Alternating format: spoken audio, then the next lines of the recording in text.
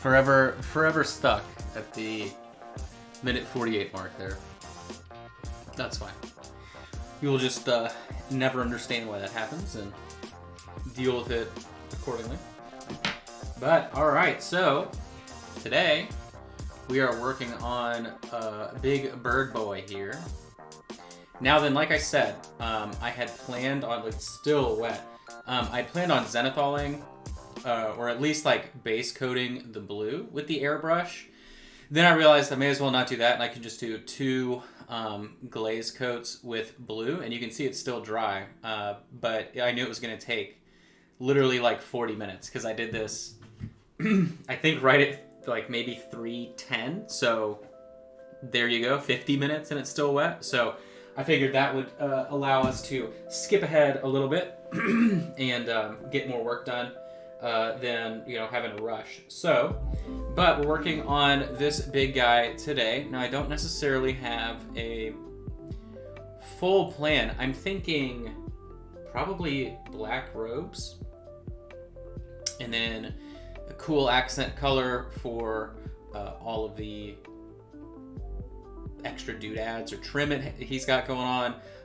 Armor we'll figure out. He has bones across his neck, big beads. We'll probably do those in red.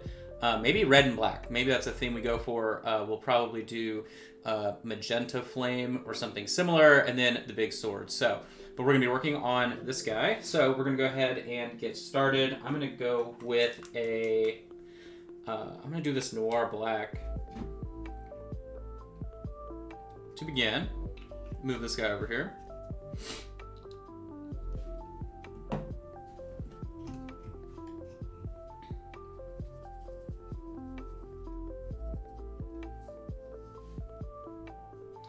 This weekend, we have our glazing class on Patreon at the $5 level, so that'll be exciting on my Patreon, that is, patreon.com/JoshDavisMiniatures.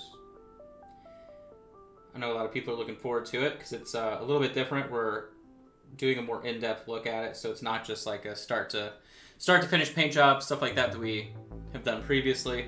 It's more of a in-depth breakdown. And then Broken Anvil, of course, just released, well, they haven't released it yet, but you can see this month's release is how I should put it, of the awesome, I forget the name of the actual release, but all of the crazy big dinosaurs, cat folk, and everything else they've got going on.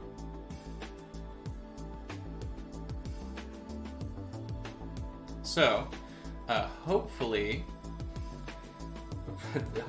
at least one of them will be released before next Friday, so we can work on it. But I'll touch base on Monday and see how all of that is looking, so we don't have to stress too much.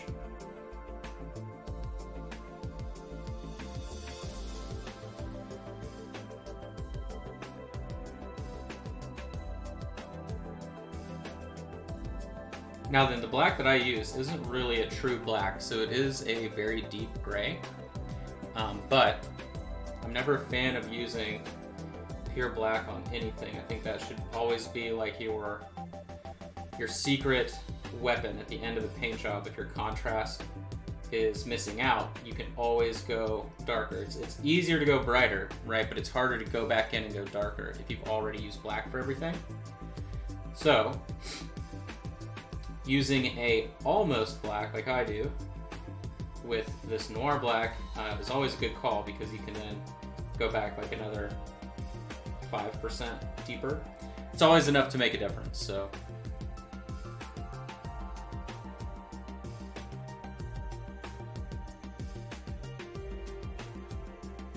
And depending on the colors you've already used, right, you can get away with a lot of other tricks. Using color for your contrast, things like that.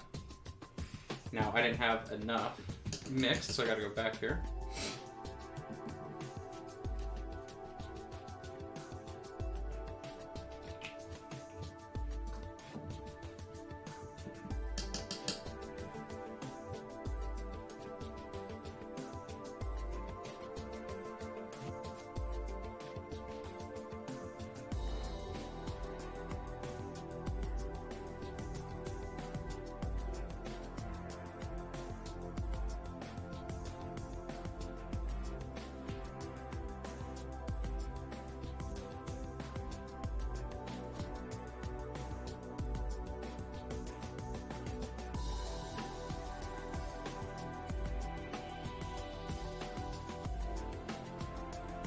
In between the bones here.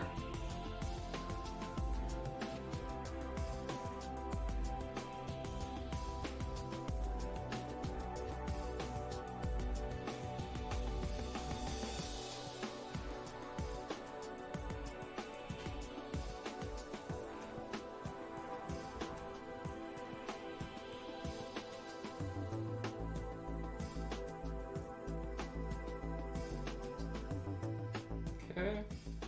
What was I missing? Oh, the bottom of the arm here. Not a big deal. It's all in shadow anyway. Alright. So now we've got that, and you can see, right, we are getting some lighting through there already. Oh, I guess the top of the hip.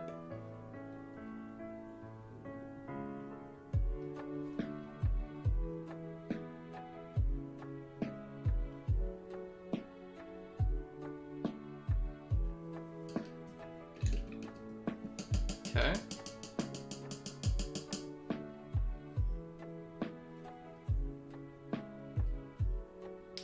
Now then, why don't we do red for this center cloth, or like a scarlet kind of. So what did I have here? All right, so I'm gonna grab this red brick color, which is really a dark brown purple, which is obviously what you imagine when you think of a red brick, right? But I'm add a little bit of clear red to it just to kind of give it some help. There we go.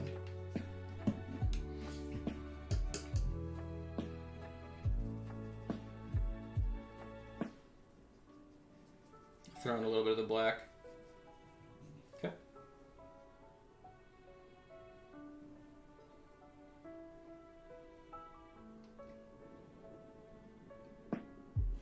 We'll go ahead and do the trim too. I was thinking for a second maybe, I don't know, we'll change it if we need to, but I'm thinking all of the trim actually should start from red.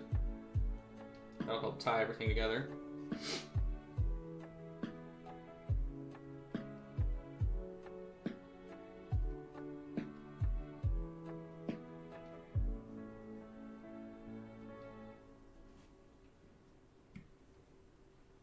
Now my print on this today is okay. When I printed this, I hadn't, well, for one, I like completely super loaded the build plate. So, and it's on a Saturn, so you can imagine how much stuff is on there. But I hadn't applied more lithium grease. It was a new Saturn that I got. And so I did get some lines, or delamination rather, towards the bottom of the print, but nothing we're really gonna be distracted by, thankfully.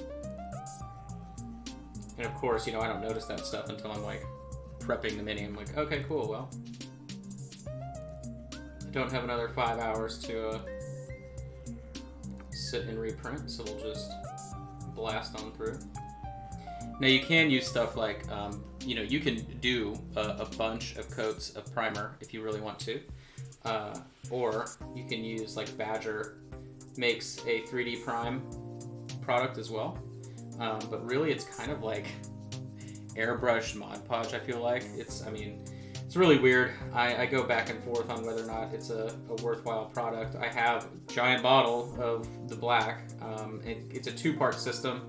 It's like a clear Mod Podge that you end up spraying at a low PSI, pretty close to the miniature, and then that dries, and it does make things really smooth, but I mean, the majority of the painting that I do anyway on 3D printed stuff isn't like super obvious that it's 3D printed unless it's a surface that would, you know, be obvious. You know, it's just not something that is really a huge issue.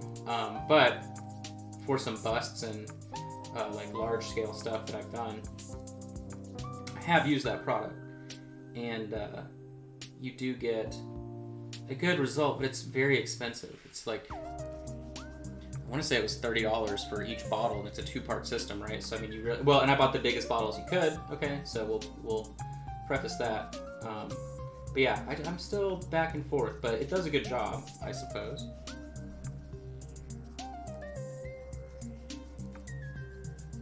Let's do, yeah, so I'm gonna do the interior portion of the shoulder, the pauldron here.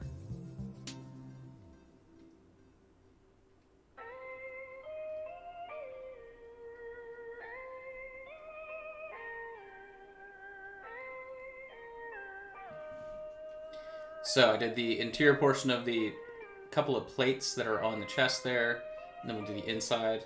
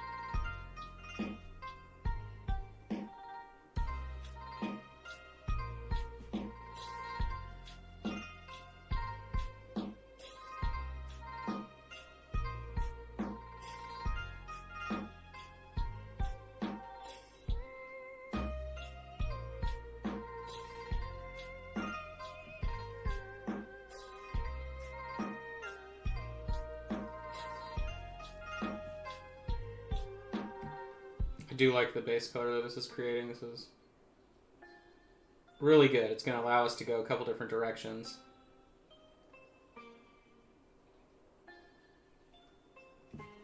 Okay.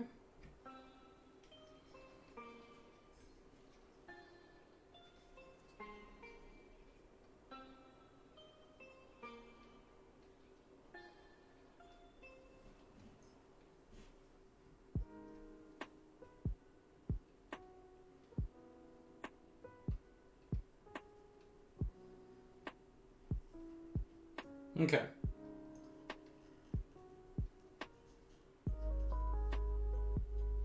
And then did I say we wanted red for the necklace too? So we'll go ahead and basically with this. So yeah, we'll be able to go kind of like scarlet on some and then shiny orange red on others. This will be pretty cool. But I'm always a really big fan of being able to, especially to help speed up your painting, right? If you know sort of the end goal for whatever colors you're going for, right? If you can use the same base colors that you know you can kind of pivot off of, it's always going to make things faster. So for us today, even though we're going to go with multiple types of red, on everything that we're doing, we can use the same color. It's kind of like whenever you use, so like let's say we had a bunch of leather or bags or something on the miniature. You know, we don't really have that going on here, but let's see.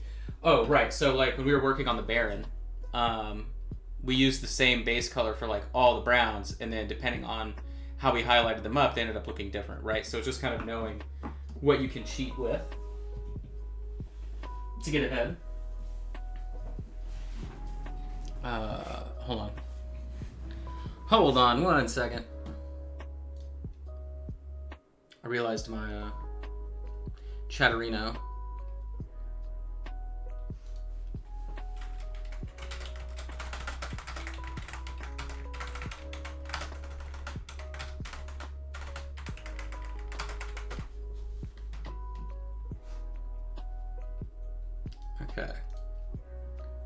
Okay. Sorry, I was making sure I had the chat up here. Sometimes it isn't nice to me, so. Okay. Alright, what do we tackle first? I say we tackle the... Ooh, okay, yeah, cool. Let's do gray. So, we're going to do black for the cloak, or whatever, his robes, rather. But we're going to be using green mixed into the gray as we highlight up. So it'll be like an off tone. It'll be really, really dark, but it should still work pretty well.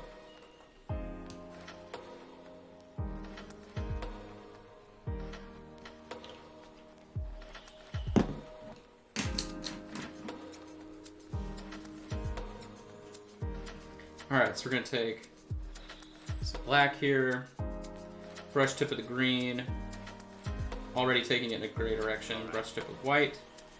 I'll tell you the truth. Okay.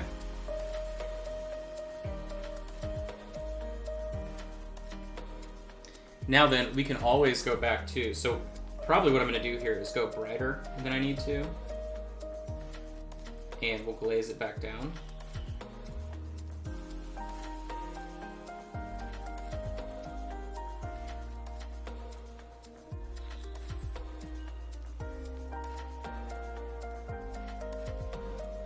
Most likely. Remember all the happy times we had? So, I don't have to worry about tapering or you know, layering in any of our brush strokes currently. We're just looking for our biggest patches of highlighting.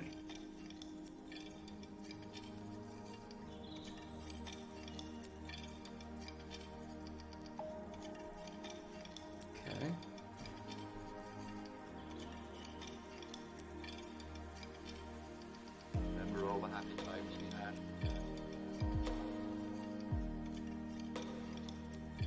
It's funny that we did use green on our last paint job, of course. On Envy? Or no, sorry, Pride? Very much alike. Right, was the Grand Demon we did last time?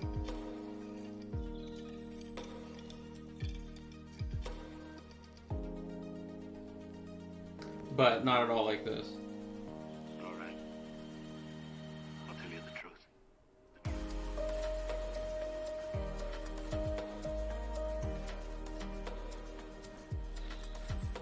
Okay.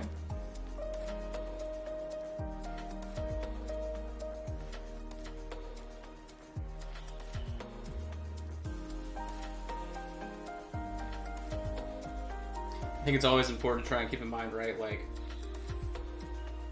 kind of like the same discussion on being having good utility with your base colors for objects, also understanding what process of the paint job you're in as to whether or not you need to worry about you know, tapering and blending to begin with, right? And so since I know we're going to glaze things back, not a big deal. I guess really focus on our primitive highlight shapes, all that good stuff.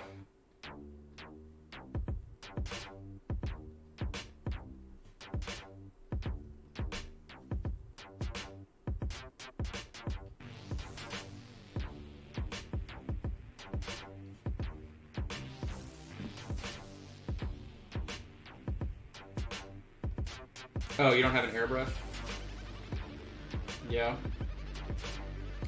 Yeah, I mean, even, you know, if you live somewhere where you are beholden to the weather all the time for priming, you can still buy like a very cheap, I think the cheapest one is about $40 on Amazon. The all-in-one airbrush kits, like that are 0.5 needles, and they work just fine.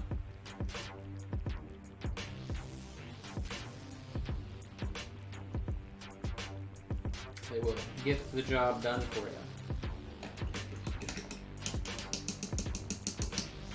Okay. So we're gonna add white, tiny little bit of green. There we go. And I want a lot of texture here, so that's what we're gonna be focusing on.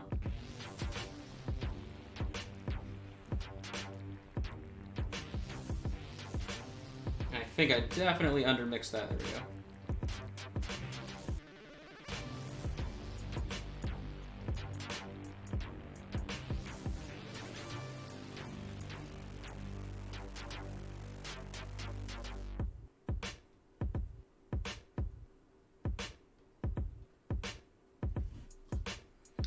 Okay, so I'm going to be purposefully putting in a lot of extra texture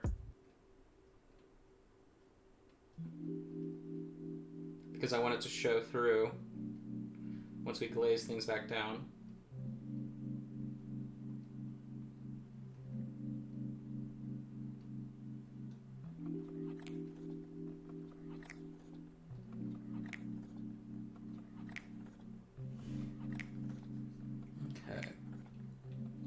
Without the stinky primer fumes. I mean, you still need to wear a mask. Or have a, well, even with an airbrush booth, I wear a respirator, so. But after having the lung problem that I had, I mean, I wear a respirator around everything. 3D printers, priming, all that good stuff.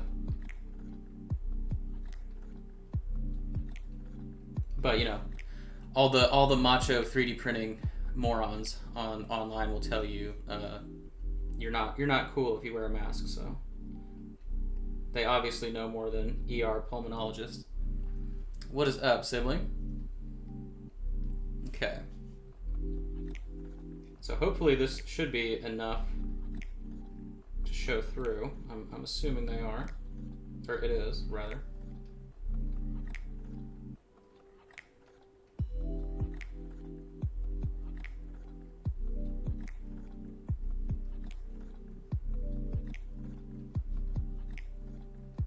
Yeah, they're idiots that literally don't wear gloves, anything like that.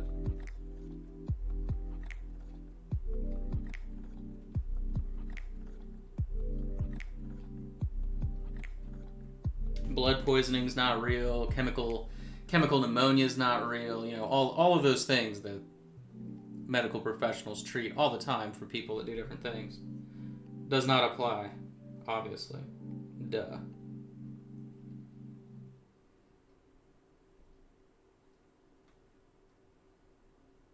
But yeah, that's, you know, that after I went to the ER and I would see people post questions about, like, you know, what you should use in 3D printing, and or even like in airbrush groups, I just stopped because I would get attacked immediately by people that were like essentially telling me the doctors were wrong, I was wrong, somehow they're right, you know. Of course. But eventually you just got to be like, all right, well, I'll just protect myself and tell people if they ask me, but it's not worth the hassle.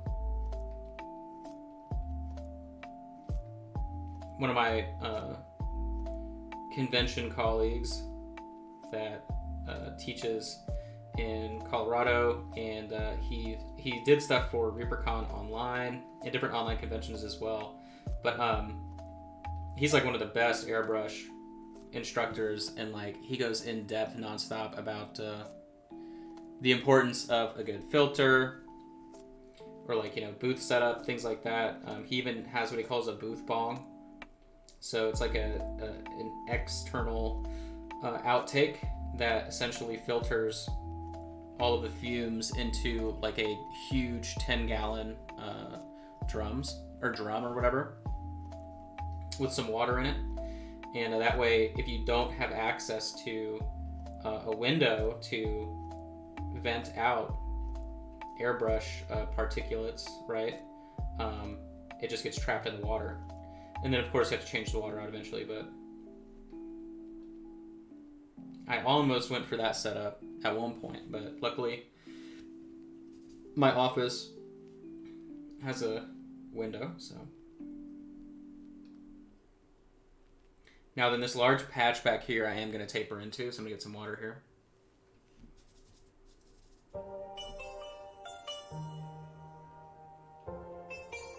Yeah, and I mean, washing like resonated water, so to speak, down the drain, it really depends, I guess, on where you live, because there are like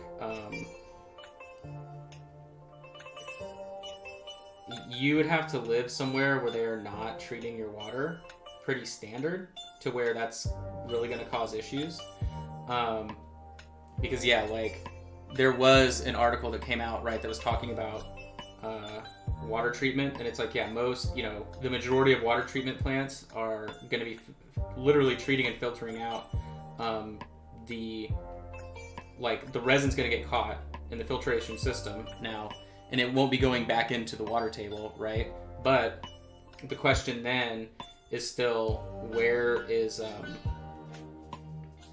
like the disposal of the filtered media, right? So whatever they're using, if they're using like tons of these carbon sheets and yada yada yada, every system's a little bit different, right? So whatever they're using to actually catch everything, wherever they dispose that, that's still where it becomes an issue, right? So like, you know, when people were first getting into the 3D printing hobby, it was always like, you're gonna pollute the water table and everyone's gonna die, and you know what I mean? That's probably not as true, but the question is like, where are they putting that waste? And that, if, you know, if there's no answer to that immediately, and that's not like a controlled situation, then if it's just getting buried, then yeah, you know. But I you know, I don't think necessarily it's going to go back into your drinking water. Not to say it couldn't in 100 years, but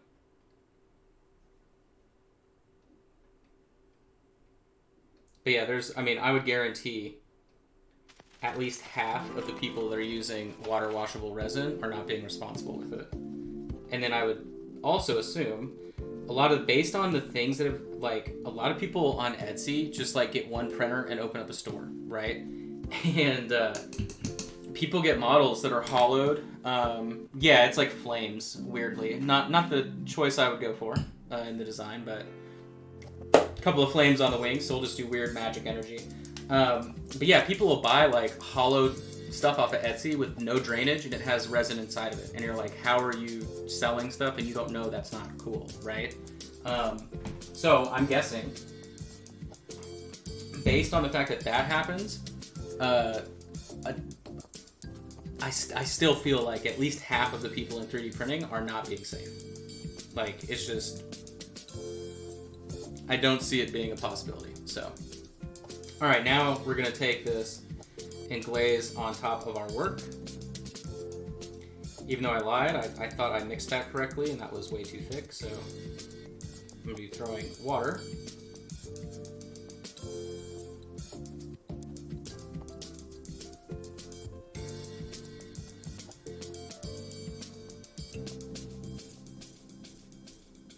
All right, let's bring that beat back. All right, this should be perfect.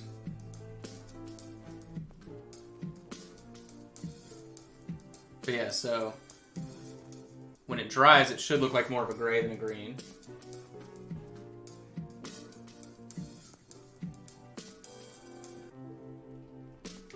And then we should still see the highlights and kind of like the faint memory of the brush strokes showing through as texture. What I'm doing with my brush is I'm pulling and pushing the paint away from the tops of the ridges, and that way we still get that effect.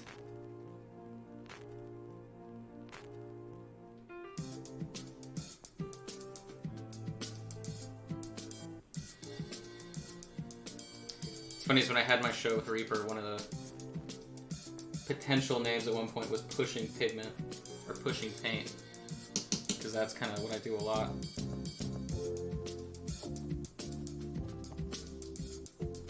Okay.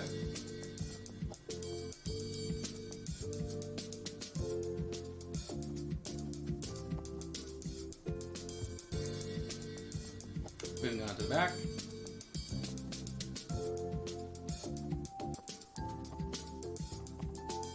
Pretty much pushing it away at a 45-degree angle here.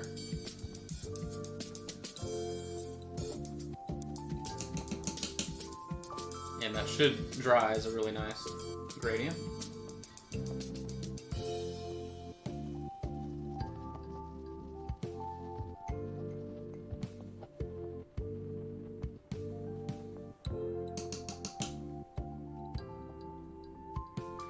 This week, painting-wise on my streams, we did catch up on Patreon stuff. But next week, we're going to start working on another Grand Demon before they had any of the other Grand Demons from Broken Anvil, and we're doing a giveaway on that mini. So that'll be cool. It's the guy from Morfrost Manor, the big insect-looking dude. So that should be pretty fun. There we go. So yeah, look at the sleeve. That's perfect. That's the kind of color I was looking for there.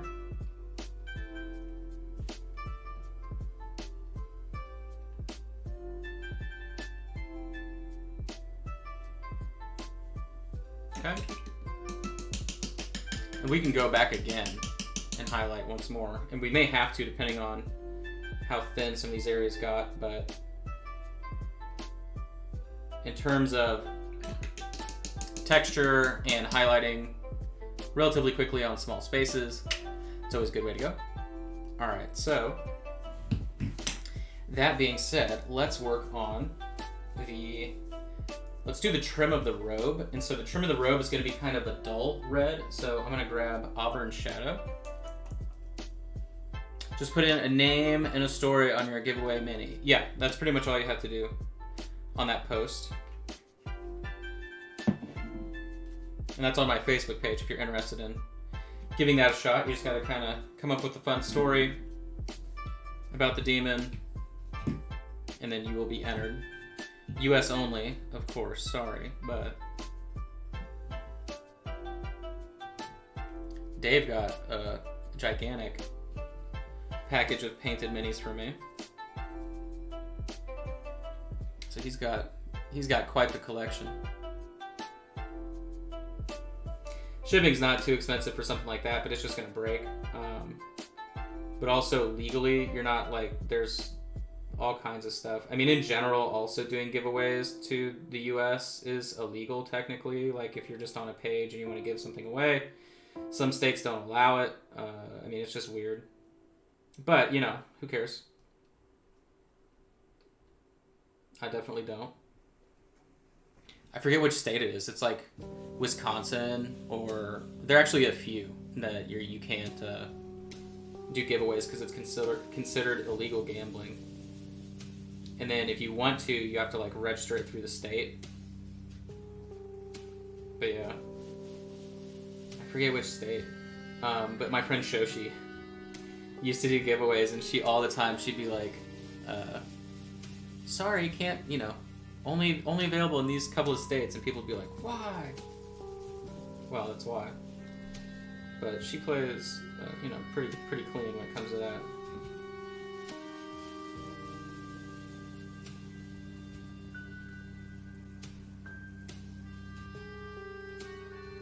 Well, that's just how, I mean, states, they're allowed to decide whatever they want.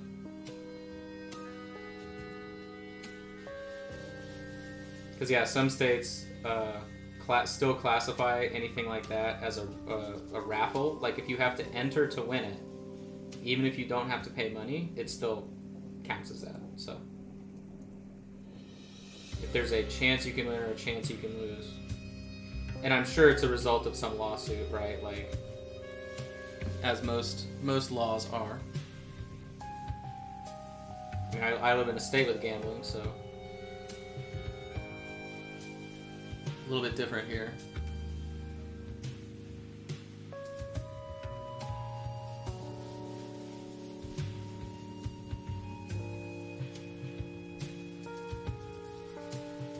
So I'm ignoring the symbols currently, and we're just slowly highlighting up the cloth.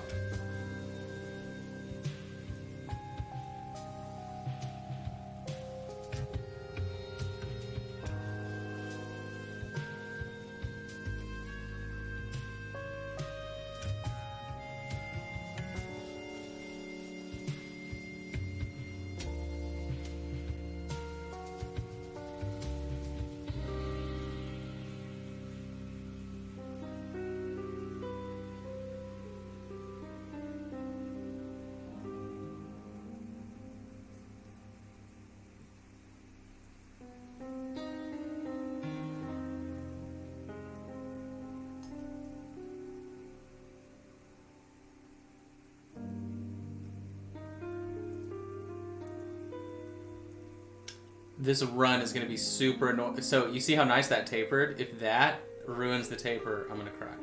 So. Picked up an Elgu Mars 3. Well, good luck. That's probably the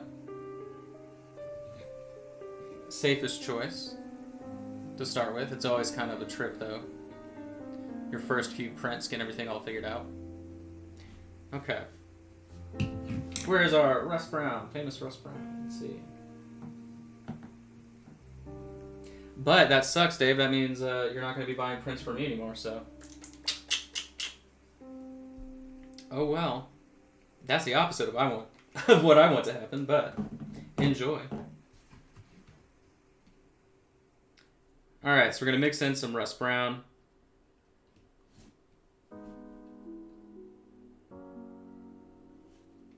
Yeah, I wish I had an FDM printer only for, like, terrain, pretty much. Or not even terrain, just also just some other stuff, like making widgets and accessories for like board game dividers and stuff like that. What's so funny, too, is, like, somehow, since I'm in the miniature painting space, like, I don't really know anyone with an FDM printer. Because, like, multiple times on my Facebook, I've been like, hey, does anybody have an FDM printer that can, like, help me with something real quick, you know? And I would have paid for it, but, like, I never get any replies. I have one friend that has one. He's in New York, but he, like, is always very busy, so.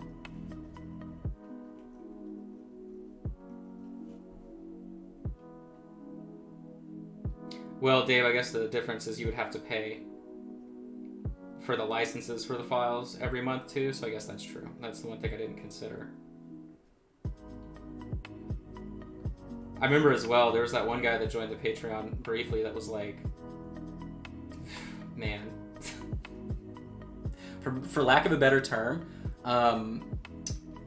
way too involved for giving me $5 a month, I'll put it that way. But he had a printer, right? And his whole thing was like, he's going to print everything I'm working on. And this was before I had switched to 3D printing everything. It was only for a couple of projects. And I remember at the end of it, he was like, I should have just paid. He was like, everyone should just pay Josh for the print because, like, he said he had 8 fails trying to get the file to work that I was doing for everybody. So at that point, you probably should have just paid the $12. But I know how frustrating it can be. I mean, luckily now, I mean, you know, because I'm still in a bunch of 3D printing groups in general, and now, you know, I'll see someone post a question like, why is this happening? And I immediately know, right? You're just like, yeah, it's this or this. It's one of these two options. A lot of people never, like, share their settings, and so that doesn't help anybody, right? Like, we're not mind readers. We need to see your slicer, but half the time, it's like an immediately diagnosable issue. And I remember when I first started, like, I thought there was something wrong with me. You know, like, Sydney can tell you, I literally was just like, I must be stupid. Like, my whole life I thought I was a smart guy, but I must be an idiot, right? Like, that's how just upsetting it was, not knowing how things worked. Or, like, why certain things aren't working. And then the other problem that you run into is when you need help, you know, you ask a question, it's just like anything with miniature painting. If you're like, what's the best paint? Like, you're gonna get 18,000 answers, and people are gonna be like nasty about it. Or like that hilarious.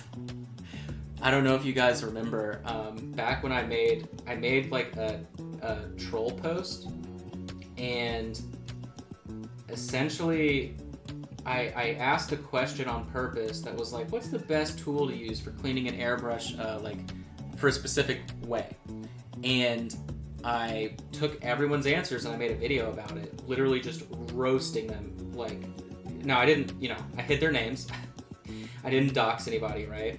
But, people are like, you never should need to clean an airbrush, or you should just use acetone through your airbrush and, like, melt the rubber gaskets that are in there, right? Like, endless bad information that people are just 1,000% throwing out there as if it's, like, perfect and fine and they know everything, whatever. So that's also what was really hard when I started is I'm like, hey, what is this? What's happening? And they're like, oh, it's this. Oh, it's that. And then people start arguing with each other.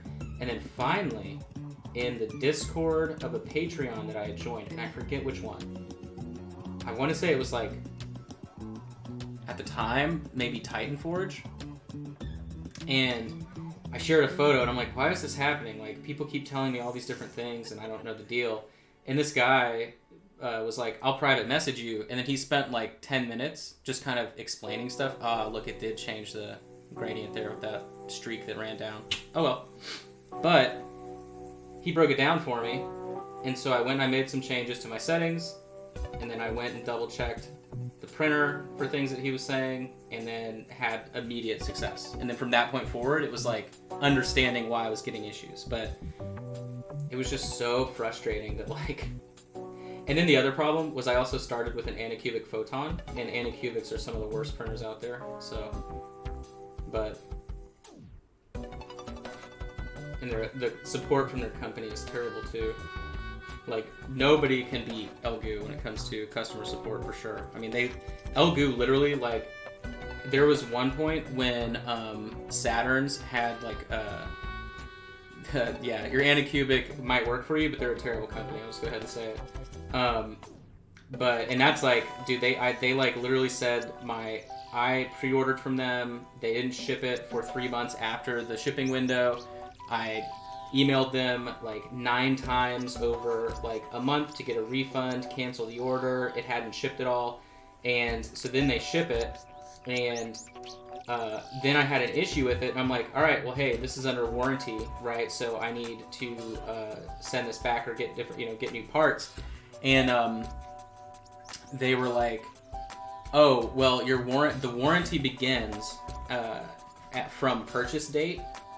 And so what they were saying was, even though they shipped my unit like 3 months late, that voided the 3-month or whatever 90-day warranty, because that also was a part of shipping. So the day it arrived at my house, I had no warranty, right? And that's nonsense. And if you compare it to Anycubic, right? Or not Anycubic, Elgoo. So when Saturns were super hard to find and people were scalping them, okay, on Amazon has this like weird automated thing, and you have to like deal with Amazon to get them to stop if you're a vendor, where to stop scalping, it literally is like, see you later, Dave. They have some algorithm that will auto price stuff in between the scalping price to try and cut the amount of profit people can make. And there's no control over it. It's like automated Amazon scale pricing. And so people were buying, so like, the Elgoo, the Saturn would come in stock, and people are like, go, go, go, Saturn's in stock, right? And it's like $150 extra. Well, some people were buying them because they have shops, right? And they're like, I need one. And at the time, that was when the Saturn was like the best. So everybody needed to buy it that needed it. And so they're buying the higher price. And then Elgoo comes out and they're like, hey, so, we're not trying to scalp our own customers, right? Like, that's crazy. The price is what the price has always been. And if you purchased one at the higher price, send us an email and we'll take care of you. And they literally were PayPaling people cash the difference of the increased price on Amazon. So that already should tell you, right, that they're the real deal, for sure, and they're not trying to screw people out of warranties and stuff. And then on top of that, like, they've, with me personally, they've sent like an extra screen when they didn't have to.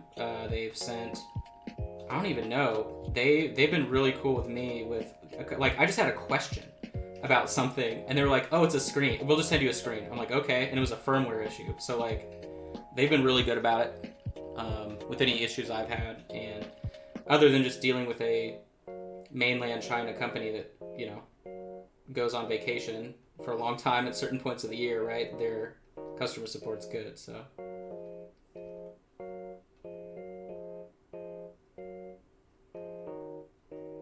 But yeah, hearing about them PayPaling people was like, yeah.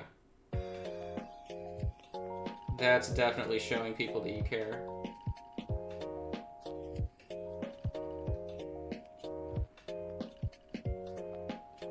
And then, after that happened, they like yelled at Amazon. And that's how it worked. No, I don't know. I mean, Soraya is the same price it's always been.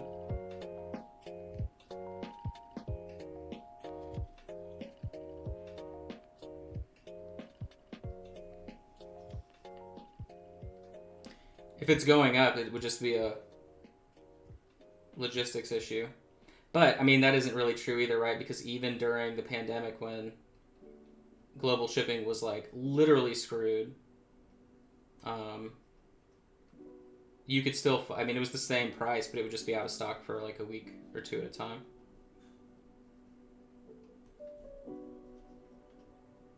Soraya Fast is, like, literally wonderful. And, you know, people will say you can mix Tenacious in, you can do whatever. I mean, I don't really have any huge issues.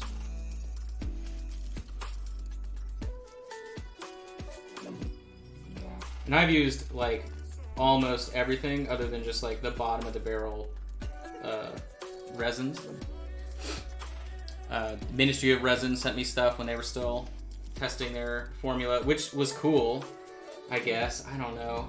But they just, like, completely disappeared off the face of the planet when I was emailing them back and forth. Their stuff is fine. I've tried a bunch of anicubic resin, the LGU standards, all that stuff.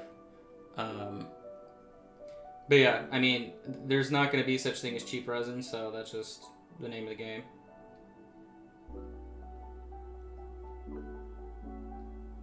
Because yeah, like, it is what it is. But I think the reason why Soraya is used so much for commercial printers is just because you can buy it in 5 kilograms at a time. You don't really save a ton, but you save enough to where it adds up.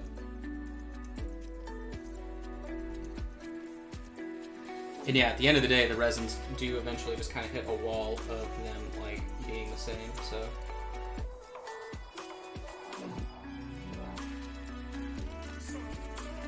But yeah, Fast is solid enough and forgiving enough that, like, very rarely, like, extremely rarely, do I have fails anymore on, like, first-time prints of pre-supported stuff. And if I do, it's either because I haven't leveled in, like, 10 to 15 prints, or 20 print. I mean, I don't even know. Like, I very rarely level. Usually it's either leveling or it's the file, and it's typically a couple of... It's either Signum or somebody else that I support. Usually Signum will have, like, a random bad pre-support. But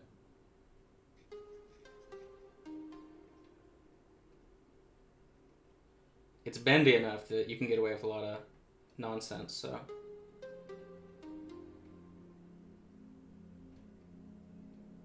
You do have to make sure you're mixing the vat, though, for sure. And I have a heater, so all my printing is done at 80 degrees. But beyond that, it's great. but that's pretty normal. I mean, you gotta print some heat anyway. Alright, so I like that quote-unquote red. You do your printing almost freezing. Well, that's not good. Printer's supposed to, the resins have temperatures they're supposed to have. It'll tell you on the bottle, it'll say 70 plus degrees. Now then, obviously the reaction required to do the, you know, like the curing on the screen or whatever, that's hot, but the active resin itself should be warm. And you can also just buy a grow tent. That's what I use. And you can, if you have like one small printer, you can just use a grow tent. That helps a lot. Of course, my grow tent's huge. But I live in a state with medical marijuana, so it's not like too crazy to have someone have a big grow tent in their garage, I guess. But instead, they're like, what are you growing? I'm growing miniatures. All right. And they're like, why are there rubber gloves everywhere? I mean, it probably looks like a meth cook or something. But I have giant tubs of old alcohol and gloves and paper towels everywhere. Weird machines. All right, let's do the shiny red. The shiny red inside of the armor. So what I'm going to do is use clear orange and some of that rust brown, and then white.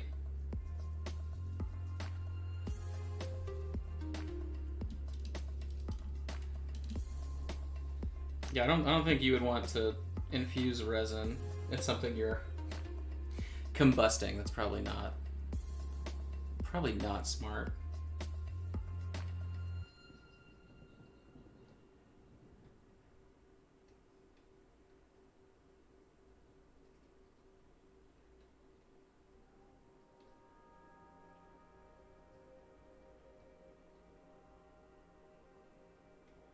But going back to our conversation about the resin printing cool guys, right? I mean, I remember one guy being like, I print in my bedroom, less than 3 feet away from my bed.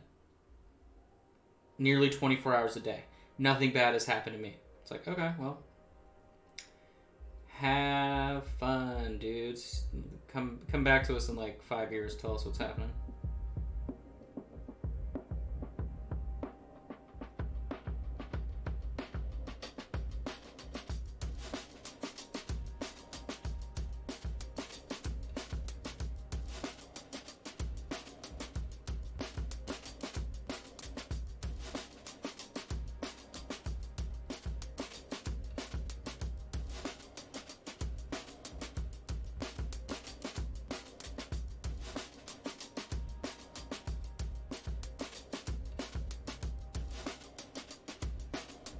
Alright, so I've pulled the resin towards the center of the pauldron there. Wait, I said resin? The orange, sorry. Did I say that?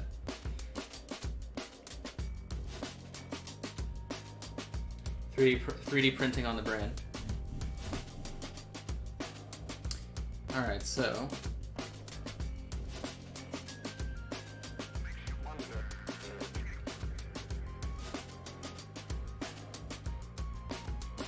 pulling it towards the left-hand center on the chest.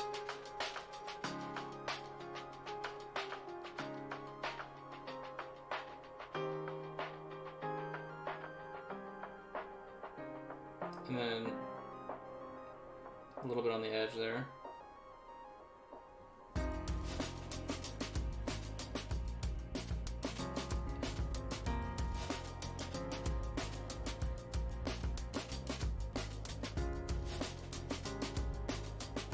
Yeah, I do still have, I think, 1 or 2 full sets of the paints that I use available for sale, including the discontinued colors that I have. It's on the patron shop. I know who just got it, Cosmic, I think, or B. Edmondson, whoever. between the two. I think it was B. Edmondson. I don't remember if he changed his name. But he bought one of the pallets. But he said he could find some of them on eBay too, so.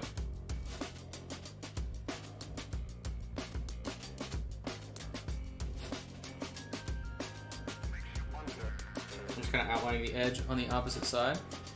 All right, let's do this one. Again, okay, so we're not really going towards the centers, which we're going to kind of down the middle of that front portion.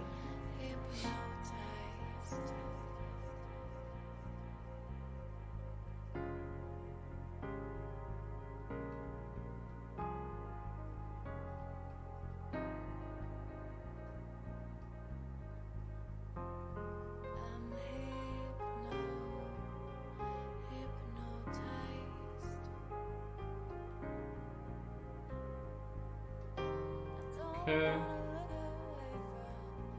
And then a little bit of an outline. Oh, that totally got missed. That's okay. Alright, so left-hand side of the circle and some right in there. Alright, now what I'm going to do is I'm going to mix in some yellow. Yeah, I used Reaper paints for now, and then eventually when I run out, I will refigure out my entire palette with Vallejo, but that'll be a couple years. A couple of years. Okay, so now I've got this really bright yellow going in.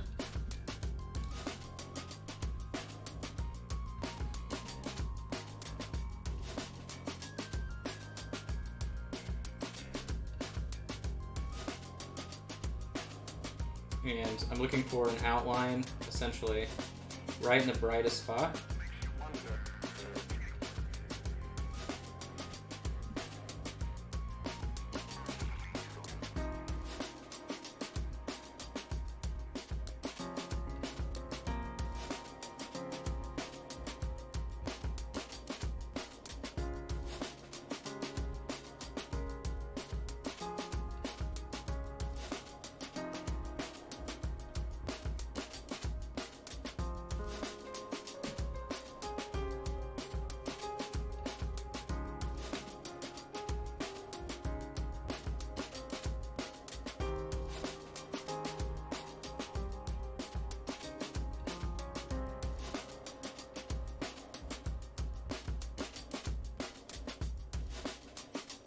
Okay. All right, down here.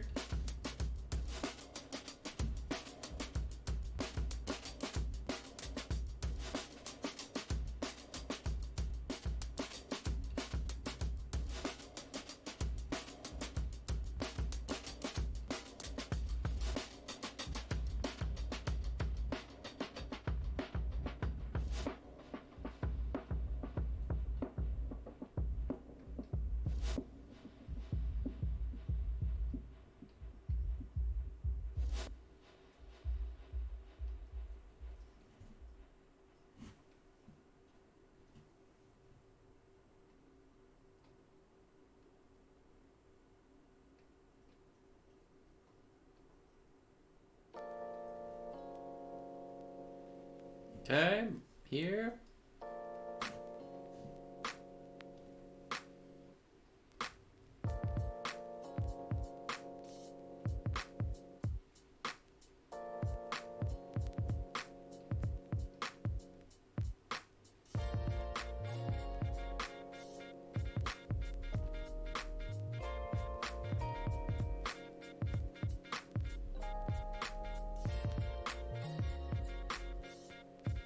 All right, so now we're gonna glaze it all red. And this should be a much brighter, sort of more typical red. And then we'll do gold trim, copper or gold to go with it.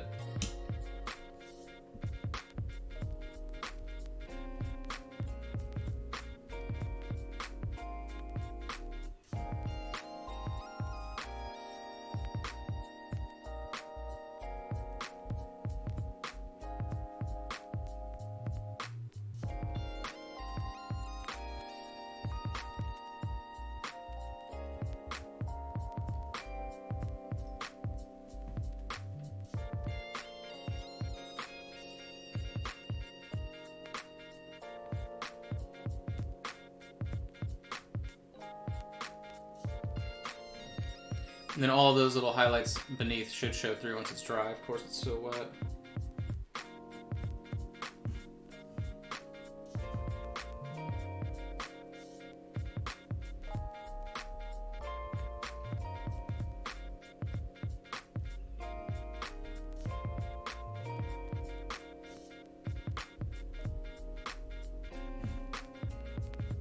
You can see it there on that top pauldron though, as it dries. Okay, this side.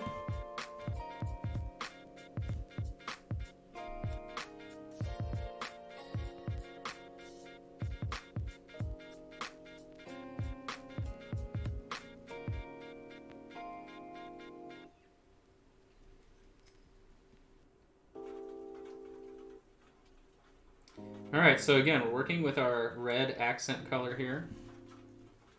And we have our dull brownish red, and then now we've got the brighter red in the sort of enamel-y armor. Whatever that would be. Alright, so let's grab copper.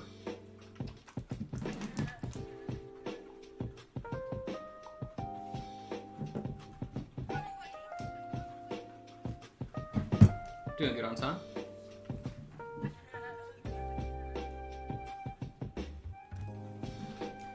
Alright, we're going for trim, so why don't we do... Okay, we're gonna... do this all separately here. I don't want to do... I was thinking, alright, why don't I do the cloth? But I'm gonna make that decision once we do this. Because I'd rather not regret the decision and then not be able to... Or we'd have to go back and redo it all, so...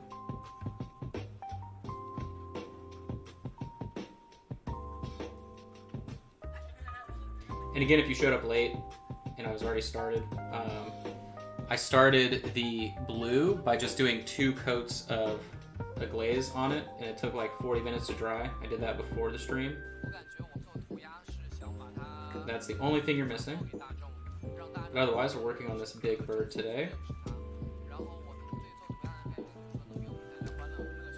And again, if you have questions, anything like that, feel free to drop them on in. Yeah, this is gonna look good.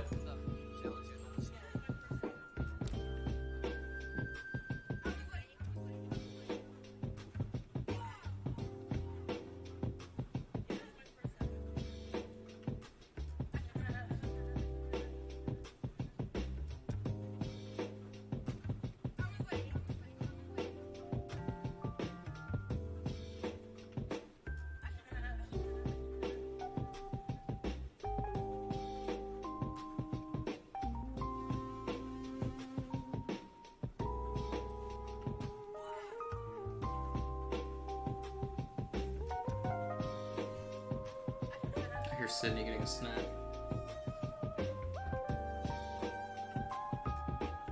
I know what it is too. It's a little chocolate ganache thing.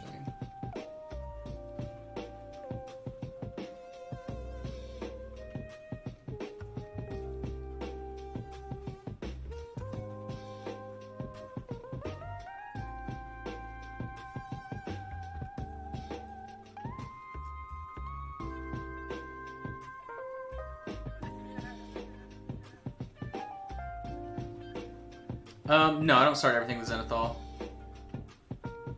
It just depends on what you're going for.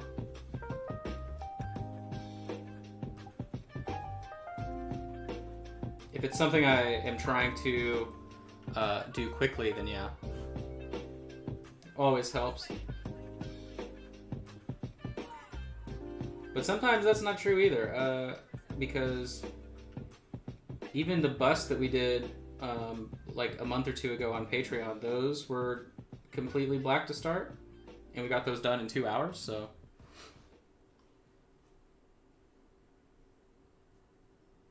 A bright blue over a royal purple would not be dark at all. It's going to be bright blue, right? So, because yeah, this is one color of blue on top of just the zenithal, so.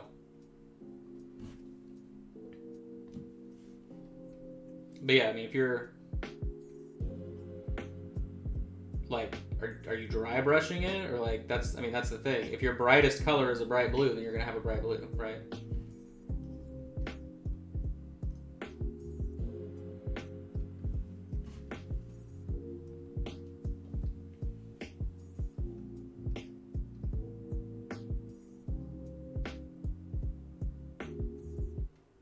And then we'll wash this trim down once we get there. No, I mean, what you're seeing is just the shading. So.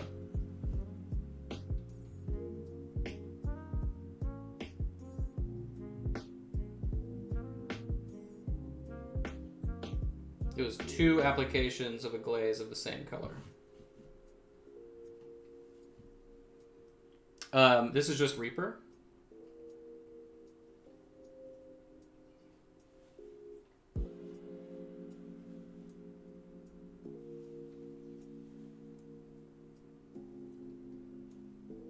This color tends to have pretty good coverage just because there's pigment mixed into it. It's not like a very light silver or something. The metal flake on this too, I think, is synthetic, so it's going to be shinier. Alright. Over here, this pauldron, and then we're going to be good.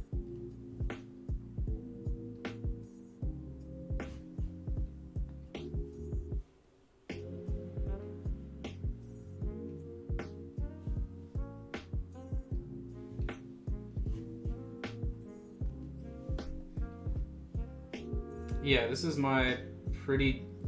I only really use like 4 metals, and then I just kind of change them around with tints, but this is kind of my go-to for any really rich gold. This is like the warm gold that I use, even though it's a copper. And then I have like a green gold that I use that's supposed to be the cool tone gold. And that one's a bronze, funny enough. I mean, the names don't make any sense. No disrespect to Anne, who named all the Reaper paints, but that would be highly offensive to her. But we all know red brick is not red, alright? We're not gonna lie. We know the truth. That color's purple, man.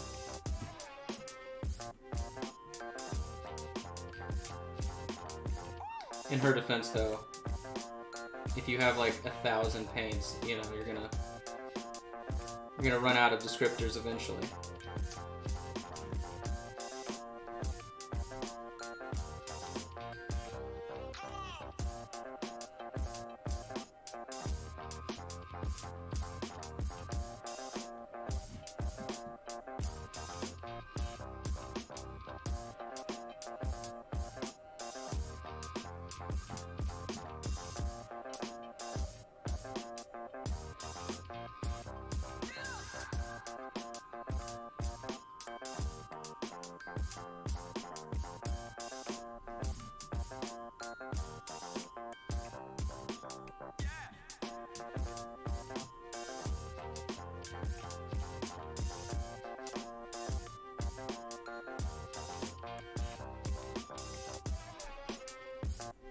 Alright, oh wow, okay, cool. Got a little bit on the blue there, that's all good. Alright, so now let's throw this onto the sword, and then we'll make the decision whether or not to do it on the cloth.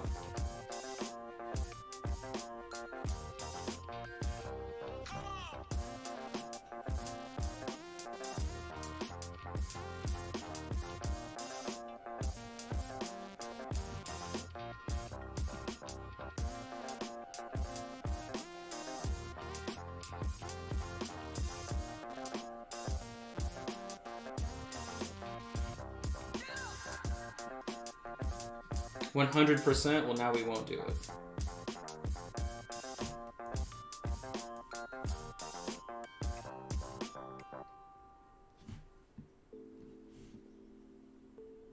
Alright, so we've got this.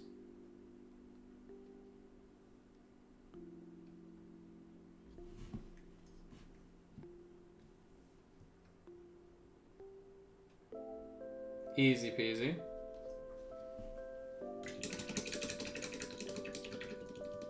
Fallen. Okay, so now we have to do it. See? It's not fair. Not fair. We're trying to be clever. All right, so let me grab. Should we do? I know what we're gonna do. All right, so I'm gonna grab skeleton key for that. But then where's my boring? Here it is. Honed steel here. We're gonna use two different silvers. One that's kind of like a bluish green, and then just this honed steel that is boring basic silver. This will be for the blade. Now this one does not have good coverage. I mean, it does, but it doesn't. So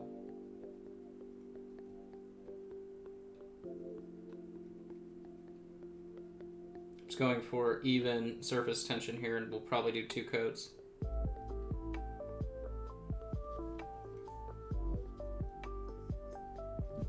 Ha.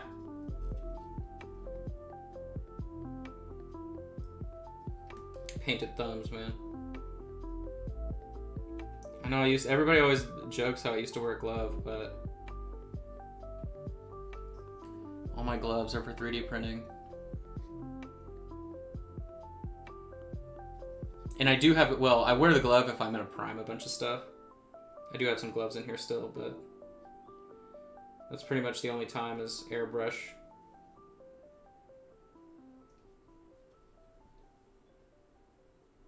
Just because I will get like so much on your thumb and then it ends up sticking to the miniatures. Paper towel is a terrible idea.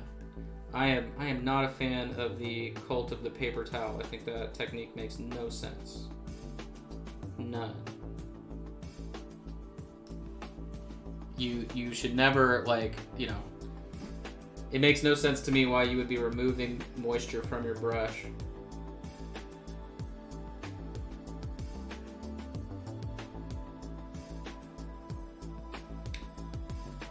And I would also argue, I don't know, I mean, you probably are. I mean, you could probably get a point on the paper towel.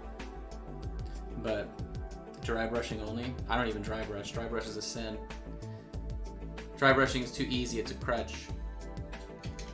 You'll be stuck dry brushing forever. Alright, so I'm gonna paint this little talisman here.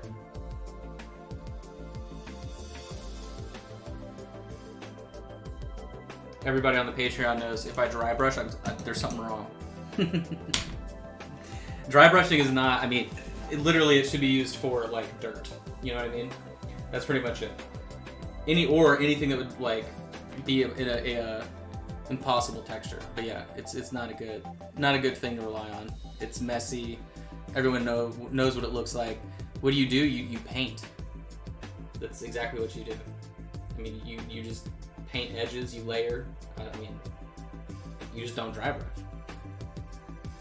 Alright, so now I'm going to use the secondary metal here. This one's like the bluish green I was talking about. You can kind of tell on camera, but if you apply anything else to it, so like if you put a, yeah, stay with me, I'll show you the way. Yeah, all the people that have ever been on my Patreon are like, yep.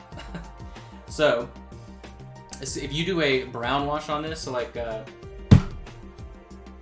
Ass Hat Earthshade from Games Workshop or Strong Tone from Army Painter, right? This looks terrible. So if you apply something warm to it, it looks really bad. But we're not doing that. We're gonna go a green.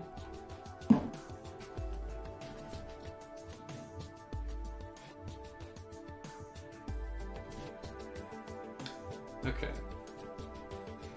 This is what we're gonna do for the rune and trim. Now, tinting this is going to be annoying, but I think it will pay off in the way it's going to look, so.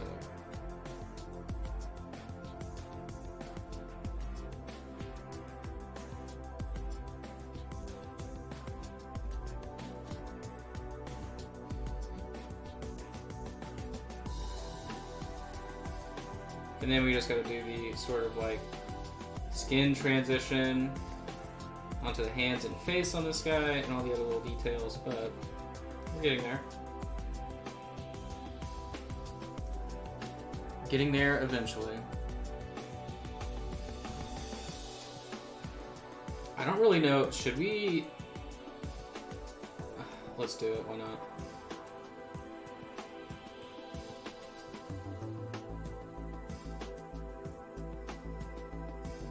What's funny is painting the armor on this guy. It reminds me of the I don't remember the faction name. It's from Hordes. The guys that are like the red and the guys from Hordes that are corn colors. Has that vibe. I like how Games Workshop has like permanently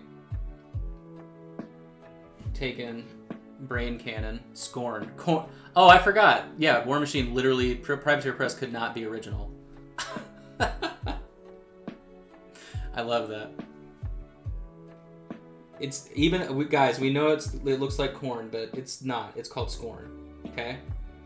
And yes, they use a lot of big blades and crazy armor, but trust me, it's not corn. It's Scorn, all right? We changed the spelling, we added an S, okay? That's too funny. I should remember too, I bought that I had their little starter set back when that game was popular. What's funny is like we played a bunch of 40K and then we switched to War Machine when it was brand new. And we played that a bunch right up until Hordes came out. And then all of the balancing in the game went to complete trash. And so we stopped playing. And we tried Infinity, but that was still really kind of rough around the edges when it first came out. And we were playing a little Confrontation, and then I forget what we went back to. So, but yeah. I think 40K? I don't remember though.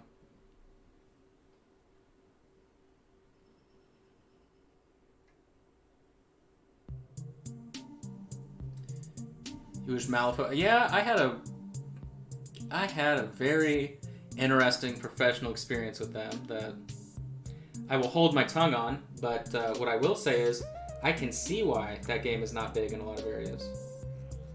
And that's the nicest way I can put it, so.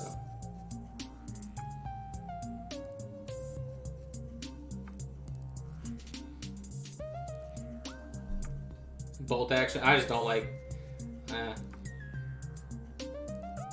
historicals aren't for me. Anything that allows people to like not ironically paint Nazis, I'm not cool with. We're cool. We're good on that. It happens enough with the cringe 40K players. Even though it's definitely an old man's game. Back when I lived in Texas, at Texas Toy Soldier, the people that played Bolt Action were like everybody's grandpa, so.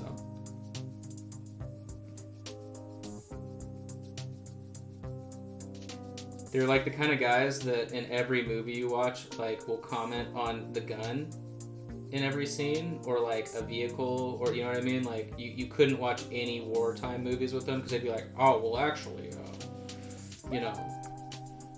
such and such, such and such. It is a sin to mix gold and silver. Fashion faux pas here, but we're gonna get away with it.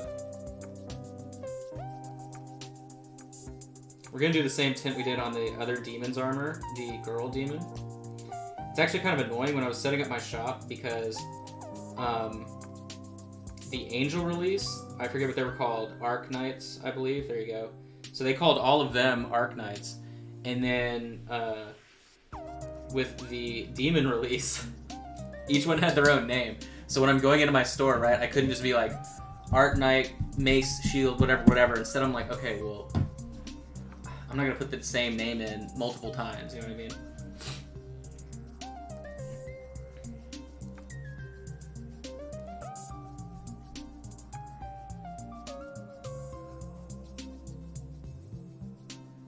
The weirdest release BAM has done was the, I want to say, probably the one that had the Grammys in it, just because of the naming. The naming convention on that didn't make sense. On like the Dryad guys, like not the easiest thing to put into a store.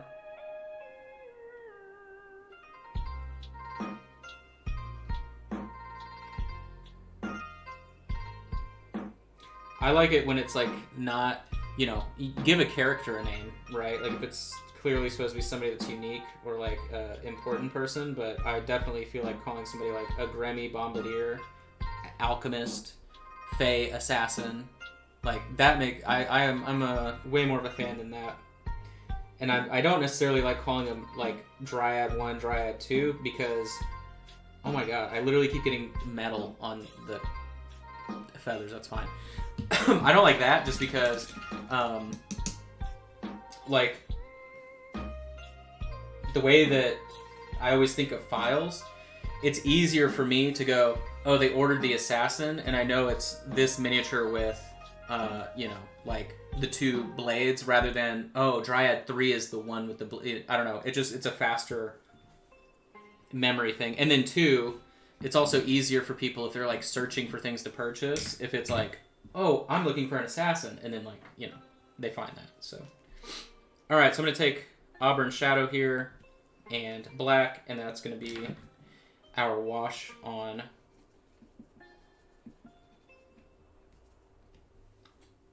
everything except for the cloth.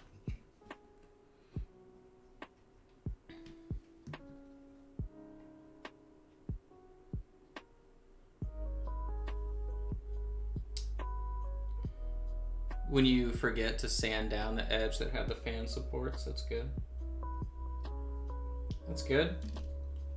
Love that. Favorite, love it.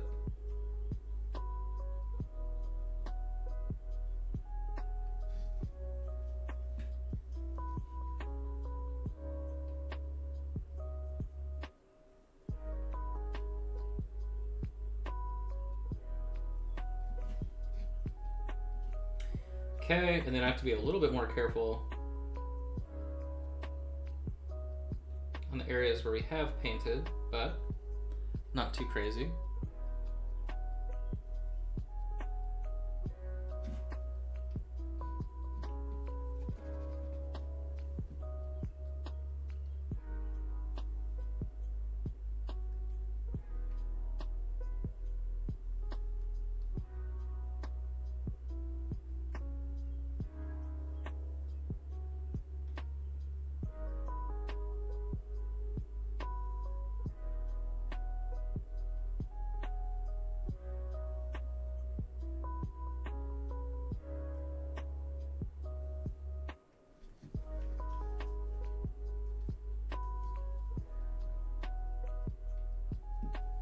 Alright, that's dulling down nicely.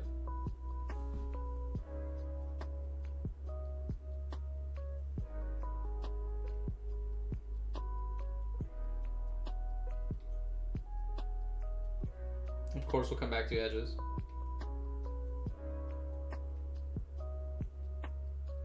Of course. Maybe we don't. No, we will.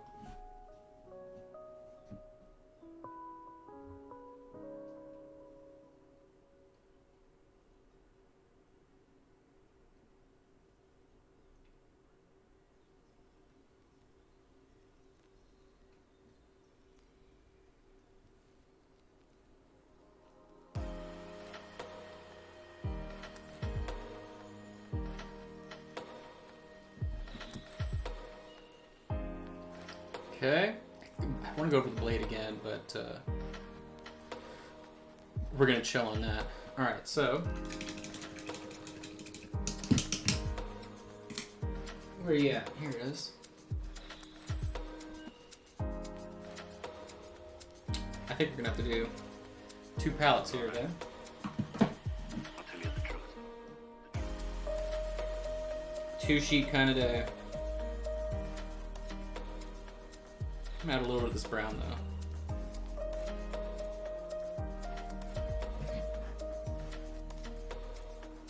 Okay. Test it on the big boy here. Yep, that's fine.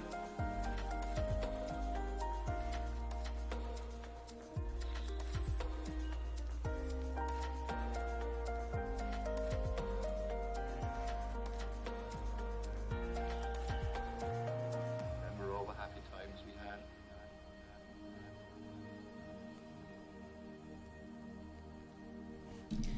So that way, this ties into the slight green that's going to be happening. Now, of course, we're not leaving it this color, right? We're going to go back on top, but this will tie into the green in the robe. Of course, you know, unfortunately, green and red are the best contrast colors for each other. And unfortunately, green and red got co-opted by Christmas, so like you can't help but not tie the two together all the time. But we're going to shift it away so it's not as Christmassy. It's so funny though, that's how, you know, it's like, well, yeah, green and red, I mean, that's, if you're going by color theory, those are two peas in a pod, but of course, it's tied to something. It's kind of like black and orange, right? All right. I'll tell you the truth. Black and orange Halloween.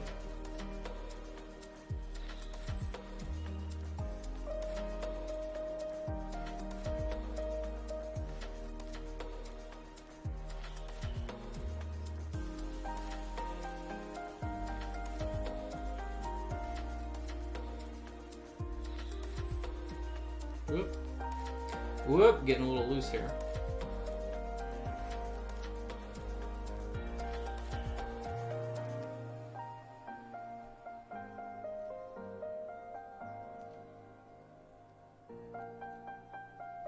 Okay. Why don't we cheat and use the same wash on these Zenithal skulls, and then we just literally paint on top?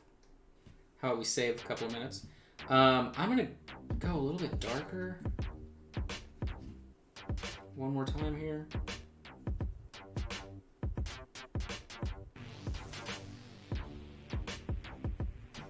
We'll just have the blade be terrible.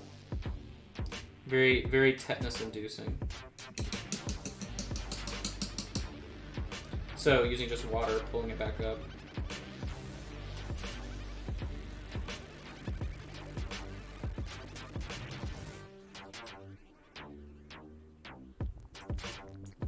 I want to push the paint up and away. There we go. Should give us a little bit more of a gradient there. Okay, so let's mix up the highlight metal.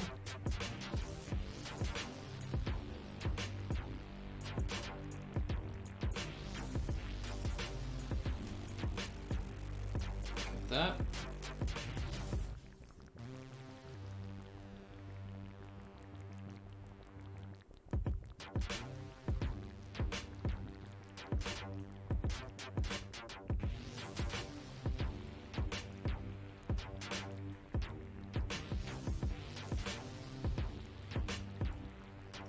Cool. So it's mixed in with the same green, but obviously the metal flake overpowers that.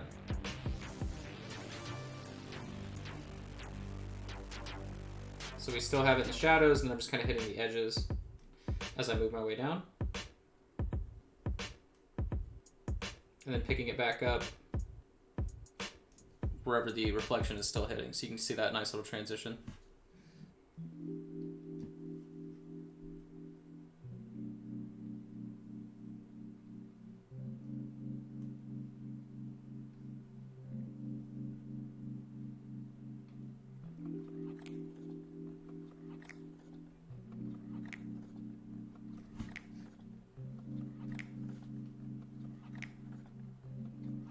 Looks cool.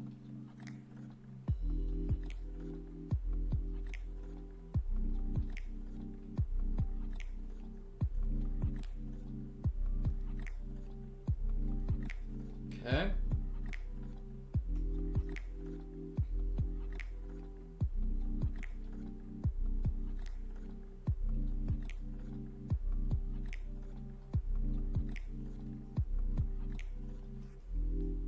Using the side of the brush.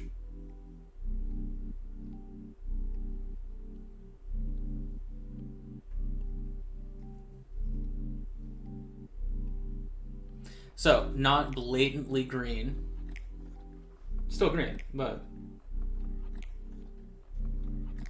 much more subtle than it was before.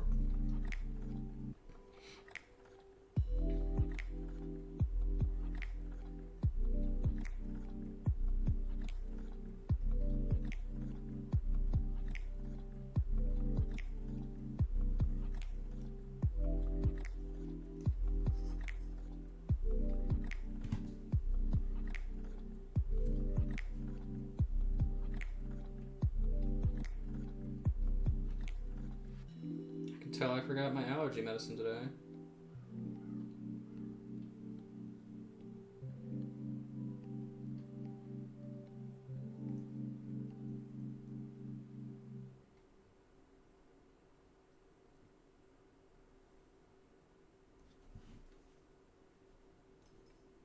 She's worn off, Jim. Okay. I like that.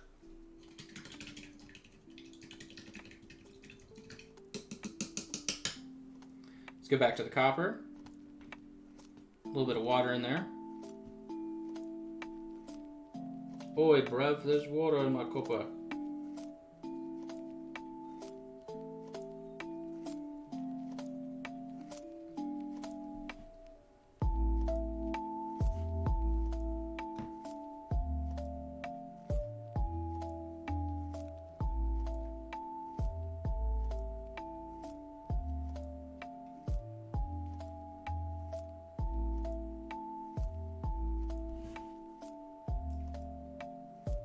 So I'm just going for the same spot where we have the highlight in general.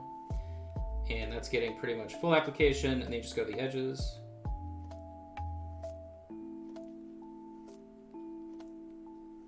Totally neglected the little dangler there, but that's okay. We'll sort that out.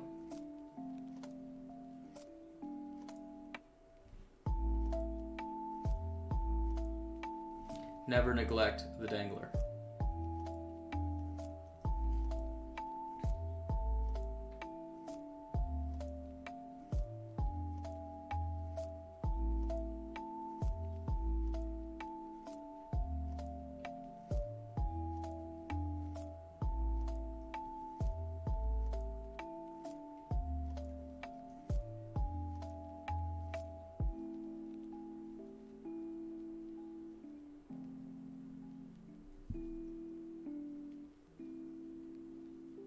Okay.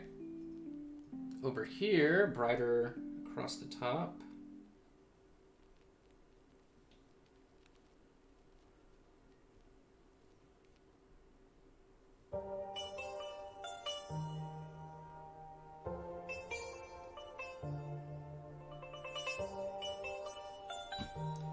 And then thin it down a little bit. Oop, nope, it's drying on me. Can't have that.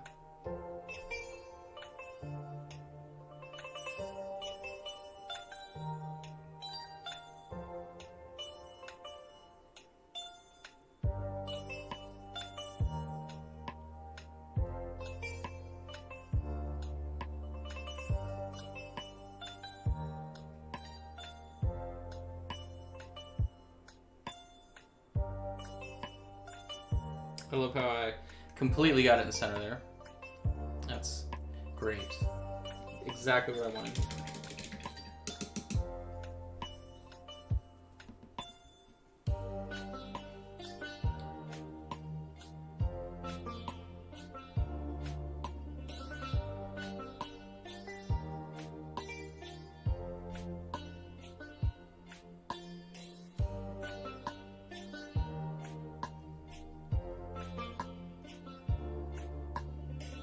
Okay. All right, so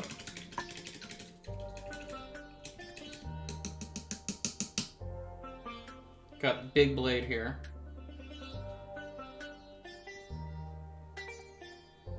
And I want it to be the brightest right in the center here, so let's do that. Thinned metal.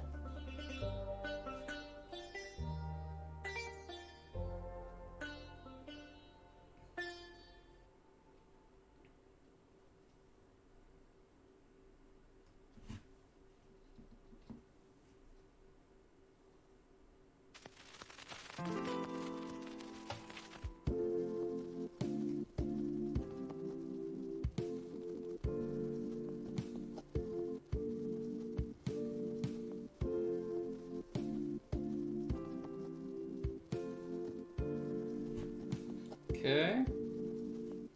Your edges here. Shout out to the sculptor for giving us just enough so we can see it. It's always good, thank you.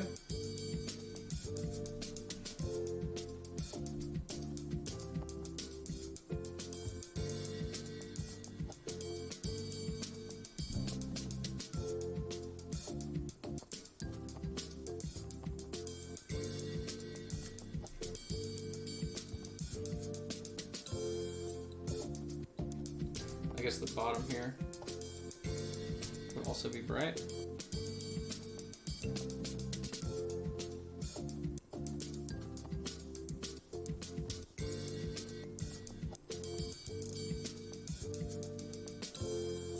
And then I have to do that edge on this side. Oop, oop, oop. No. All right, let's bring that beat back.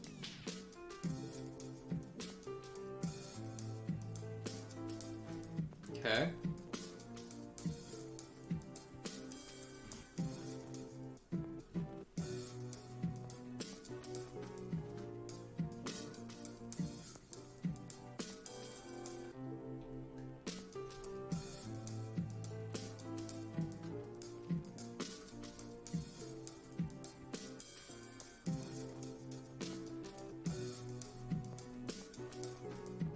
Really bright here towards the top.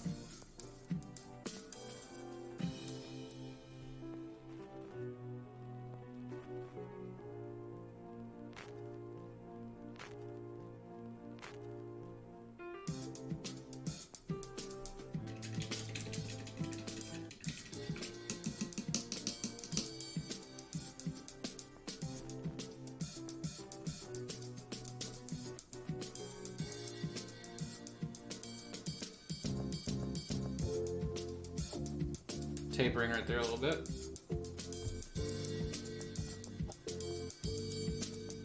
Looks pretty good.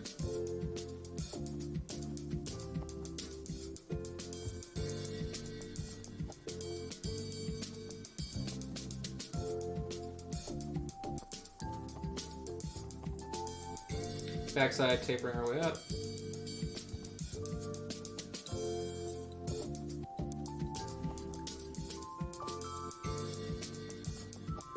Mostly because it's all in shadow, so we don't really have to spend a lot on its Christmas gifts, you know what I mean?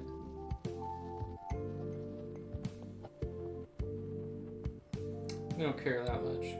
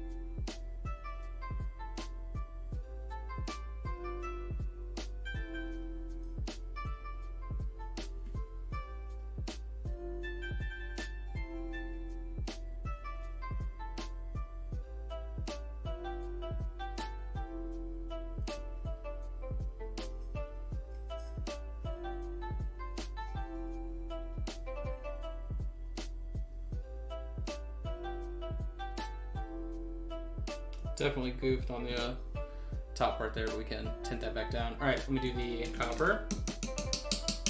Then we just got bird details, right? I mean, a couple of minor things to care about. Let's see this.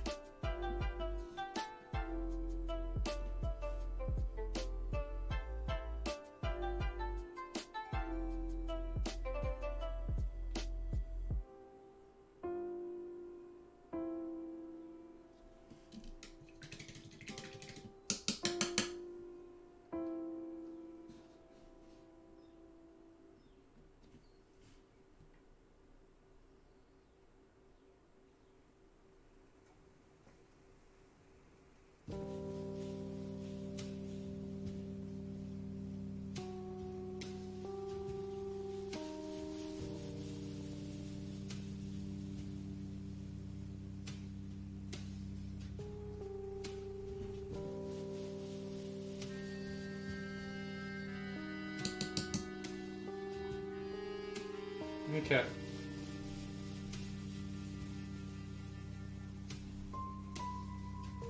Don't know what to do with those gems there, or whatever they are. So, we'll get that sorted. Alright, what do we do? Let's base coat some of this stuff that's darker to begin with. I'm going to take this black and just make some really dark browns here on the palette. We'll coat the bones. I don't know what that was about. We'll ignore that I did that.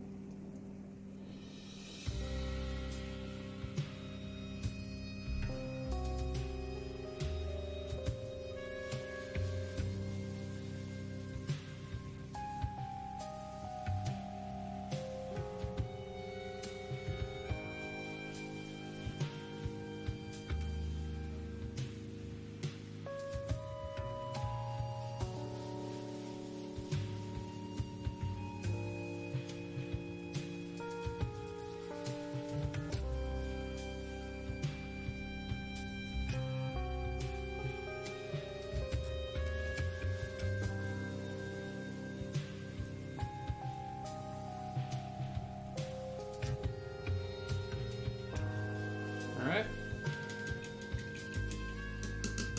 Get that started. Whoop. So those will be done. Why don't we wash the skulls again? I mean, second time's the charm, right? We'll just go ahead and get it at the same tone. Same wash here in the little dangler. Okay, so I want to do... We're not quite there. Alright, so we're going to do a whole new palette sheet here. Goodbye.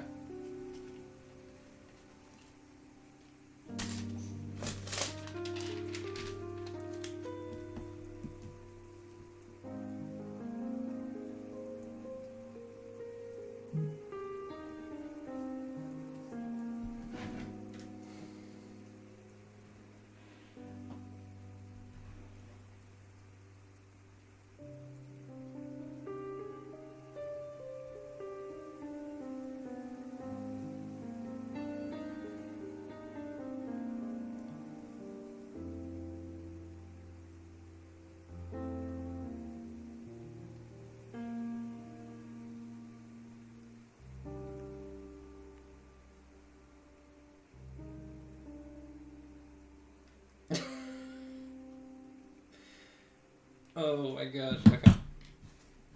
Back at it again. Alright, so new sheet. Let's do... What color should we do for the flames? That's what I'm trying to figure out here.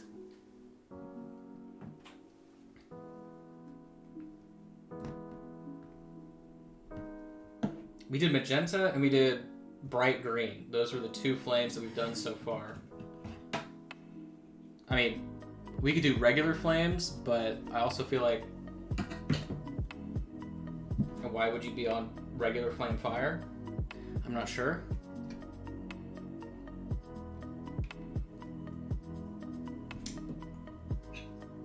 Okay, so on the hands, oh, shouldn't have done the palette ditch because there's another skull there. Hold on.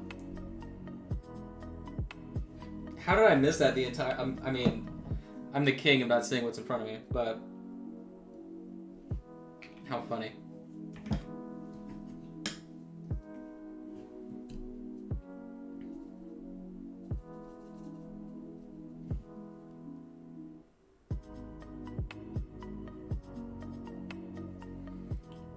Okay.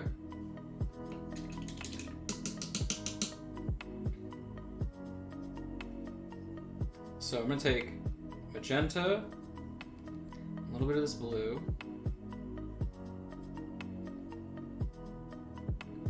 purple, I know, crazy, but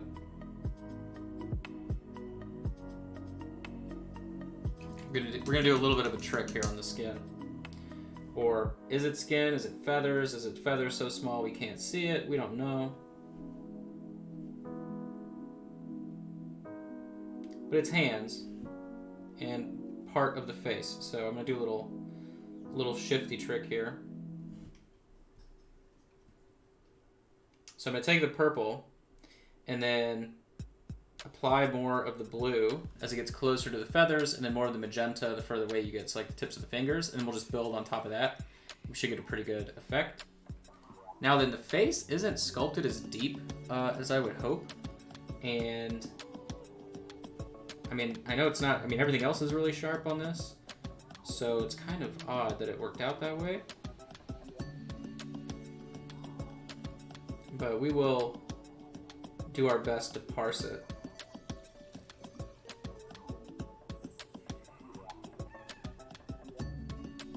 That is for sure.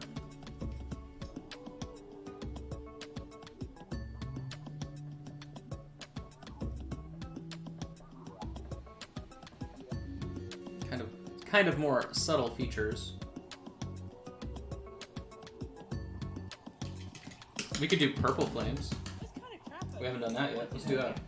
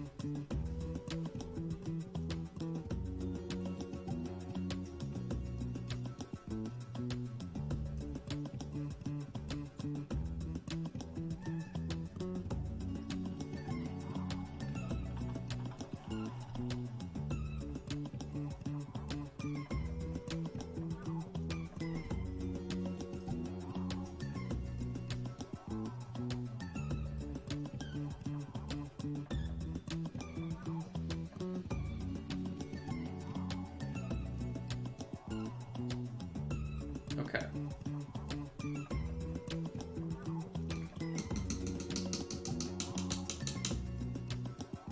So, I'm gonna grab, I don't necessarily want white. I kind of want an off-white color. Where is, here it is. No, not at all. Yes, no, maybe so. Oh boy. Okay, I gotta be careful with this. I'll move the palette cam here in a second. So I have this Twilight Blue, which is actually like a purple, I don't know. The name on that one doesn't make any sense. But I'm going to be mixing in a bluish gray to white into the clear phthalo blue that I've been using for the feathers, the featheration. And we're going to do very basic, oh look at that, hey son. We're going to do very basic top level highlighting.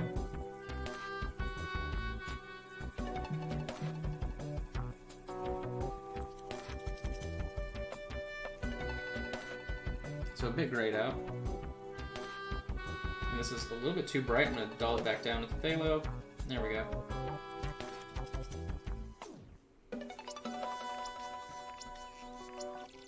And let's test it on the face here.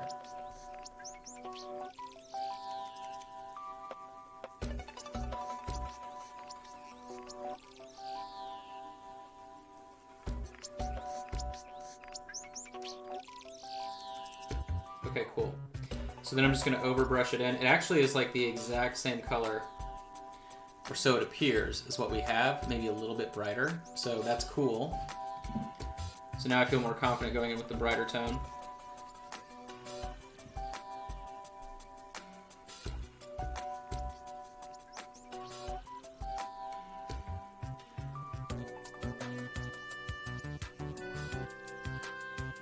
Awesome.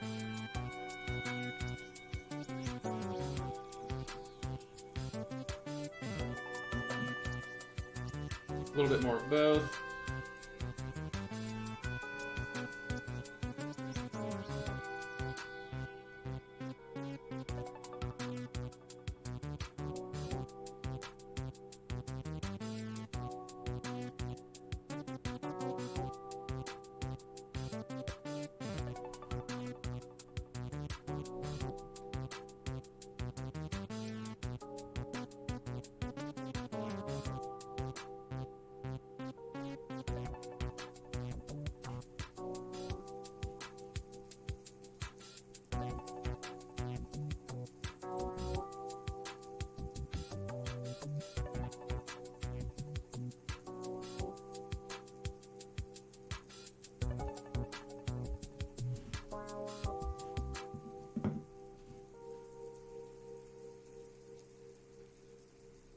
think this blue is working nicely. And I'm just doing top level highlights here on the edges. I'm letting the zenithal still power most of it, so to speak.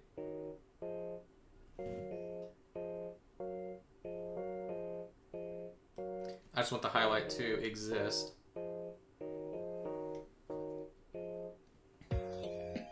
And I'm still getting some transparency from our clear phthalo. The color I'm applying too, remember, has gray mixed into it, so it's desaturated, which allows the rich mid-tone to shine through most of the time. So I'm still getting that really, really rich blue. Alright, so back here we're going to see more of it.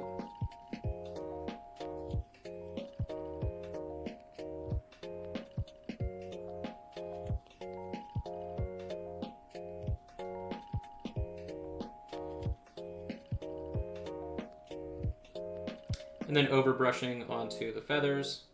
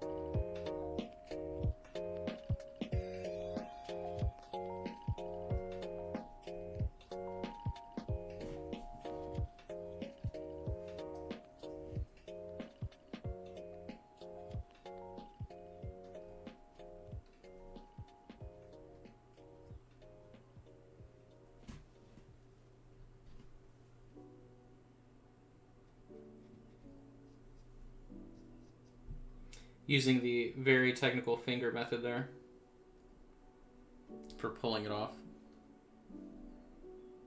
Very technical.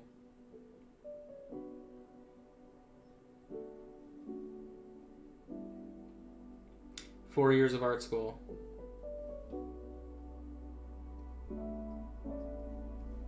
And that's what I learned.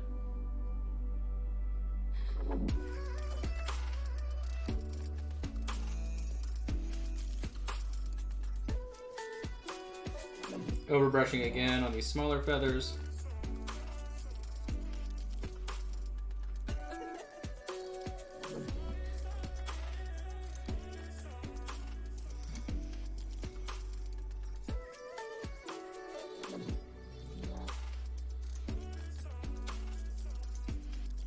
I do like what we're getting though. We still have some of that iridescence effect coming from the glaze.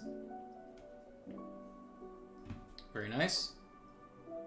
Okay, let's do this side.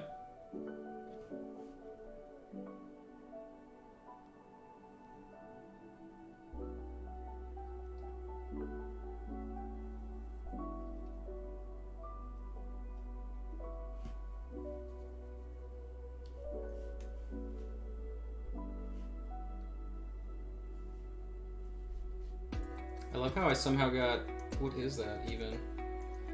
Like rust brown. Can I cover it, maybe?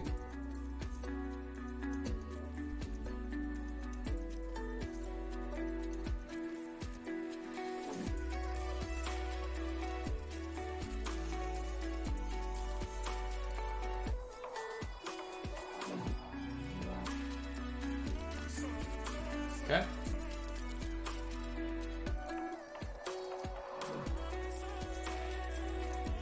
Top of the arm, stippling into the hand where it meets the purple skin, which I think is going to be more of like a regular skin tone in general, but we're just going to transition it on top real weird, so that way it looks not, you know, human. Oh my god, the sun's blinding me. Daylight savings time.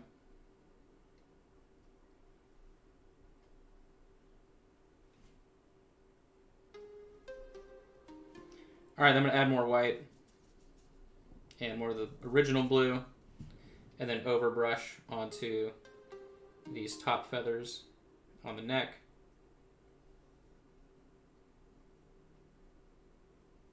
Then we get a clean application of paint. Oh my god, I literally can't see. Hold on. Now I can see. Okay. So, right, the discussion earlier was what do you do instead of dry brush, right? Overbrushing, which is just using the top of your brush with wet paint, is almost always a better option if it's not going to be like a dirt texture or something that needs to be rough, right? And that's the fastest way to get a clean application. And then, of course, you just come back and pay attention to edges if you need to. But we're not super concerned. Going back again. And that way, too, you can control the opacity. Like, the paint I'm applying now was still relatively translucent. And that's why I'm able to build it up over and over without, like, dry brushing it on.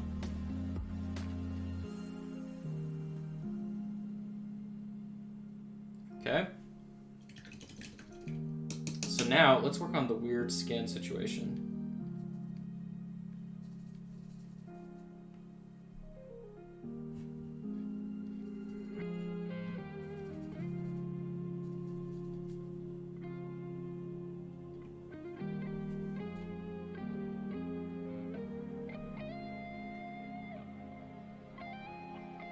So this is definitely a purpley pink.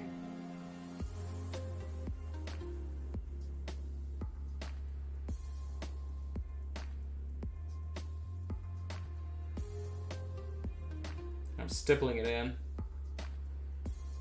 I want it to look mottled.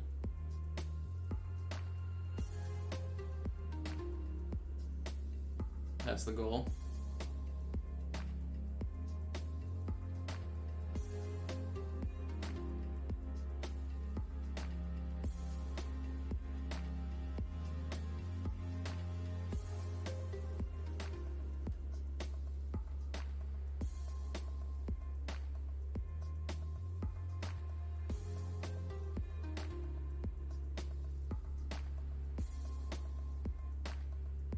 I'm actually stippling the skin tone color into the feathers there too.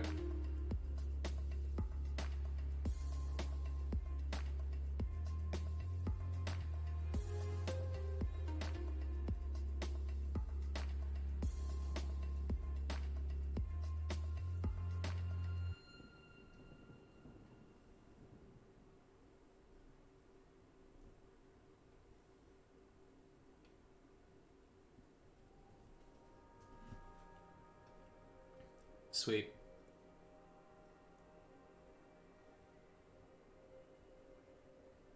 The paint mixing is a left out part. Yeah, I mean, and so for me, right, I use a part of the problem with a lot of like painting content creators, first of all, they don't mix because they own a ton of paint, right?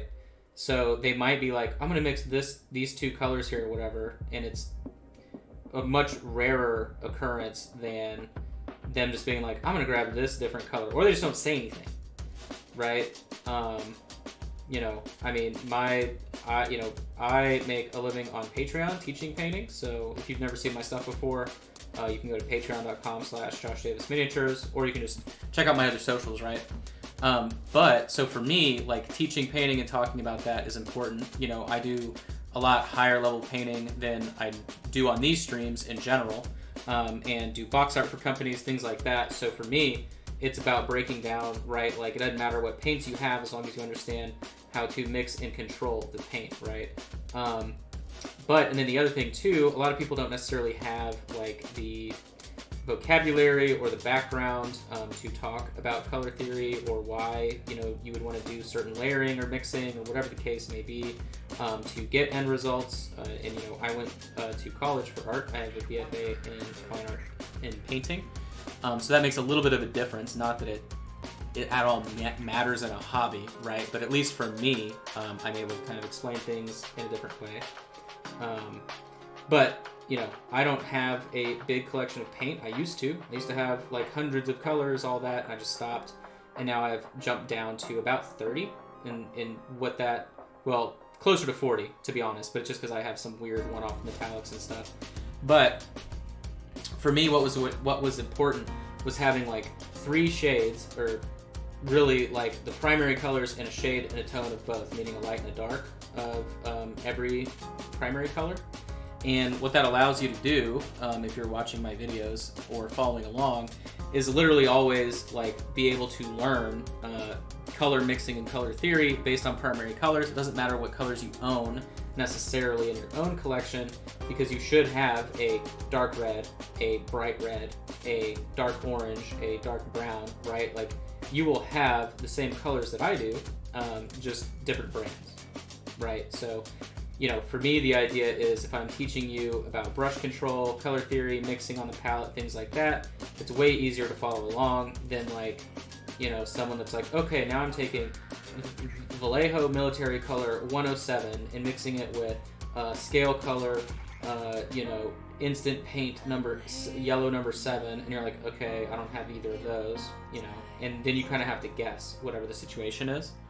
So for me, it's just, why don't I make sure everybody kind of has a predictable method to follow along with what I'm doing, and as long as you have similar colors, you know, the brush control and all of that will slowly get better for you as you continue to paint the way that I do. So, because yeah, the color theory and the mixing comes faster than the brush control and like thinning of the paint.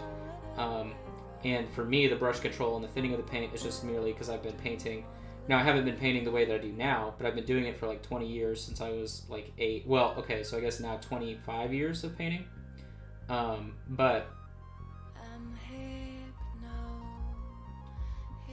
eventually, right, all that catches up the more you paint in general. There is no cheat code for that, but color theory and technique, all of that comes a lot faster. So right now I have all the same color working into the beak, so it looks a little bit weird. But we're gonna render it out the brighter we go. So it'll be more of like a beakish, yellowy bone color, moving away from the skin tone that we have, this kind of like purpley pink. Now, this side of the face, really love, because it's gonna be really lame to try and paint up the same way, but we will attempt a little bit of color here. It is in the shadow of the rest of the mini, so we can kind of BS our way through.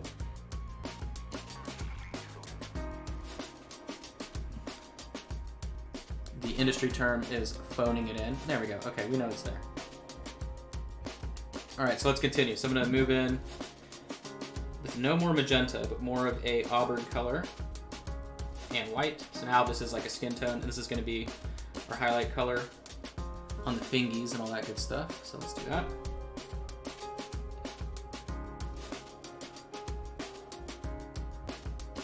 So this is just like literally a regular fair skin tone.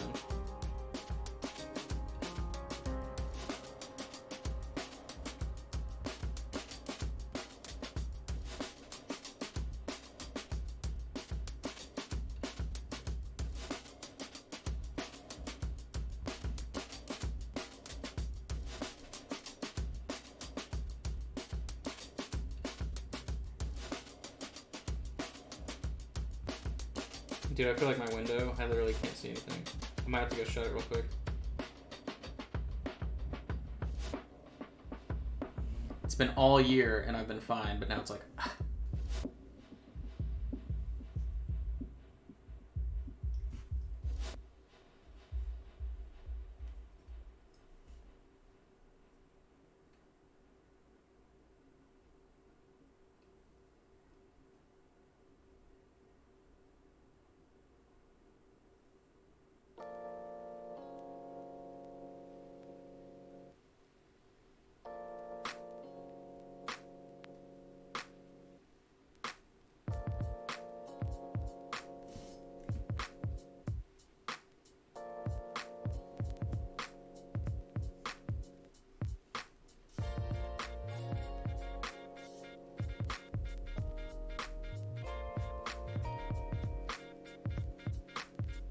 Still stippling the brighter color into that transition. All right. Ooh, we almost dropped it. knock on wood, we haven't had any drops today. Still got time, but...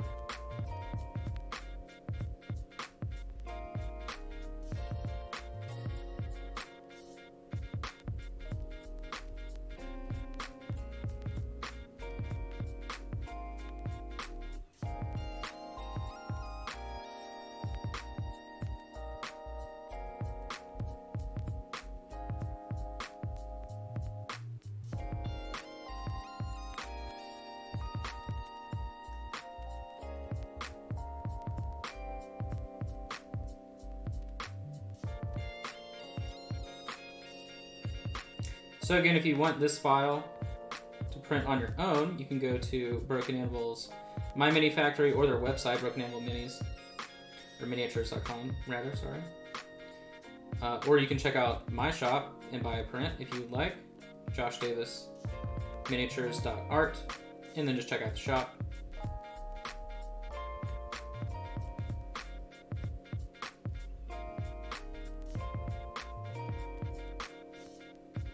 This is one of the Grand Demons.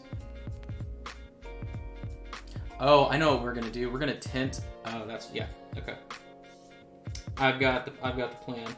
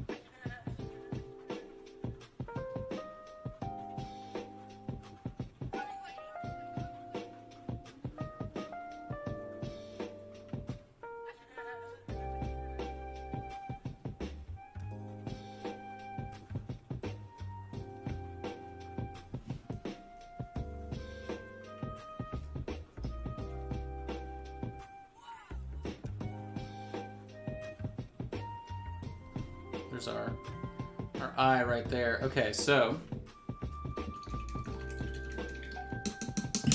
I'm gonna take clear orange.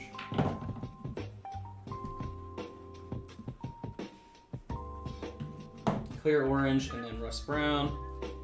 So reddish brown and orange, and I'm gonna use this to glaze onto the end of the beak.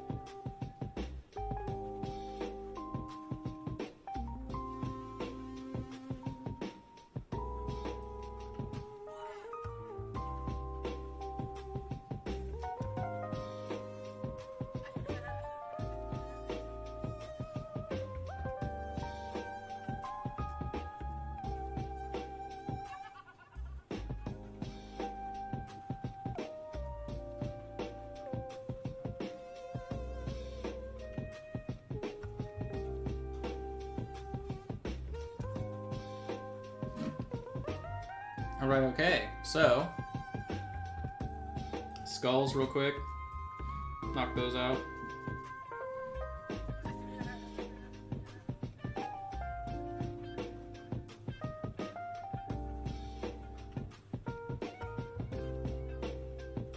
And then purple flames and the beads.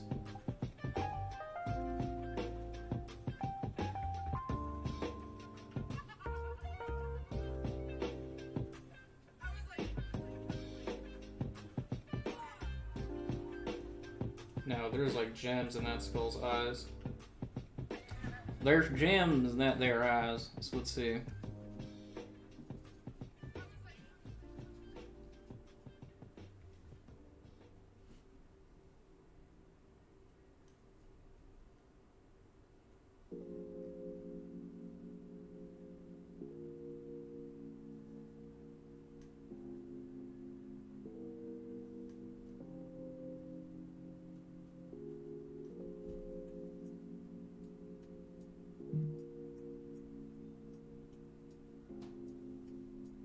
Give me just a second. I got a message here.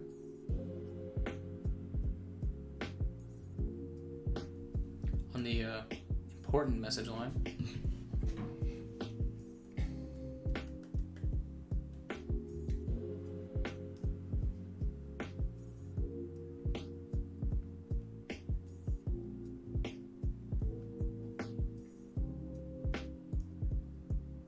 Oh, Broken Anvil just released the release for this month. That's cool. So those files are ready. No worries for next week then. I will post on my socials, so you can check me out, Facebook. And I'll share the minis there. And in the Discord, the Broken Anvil Discord, if you're on there, you'll know what we're going to be working on. They already know what I'm working on. I don't think they've posted it, though.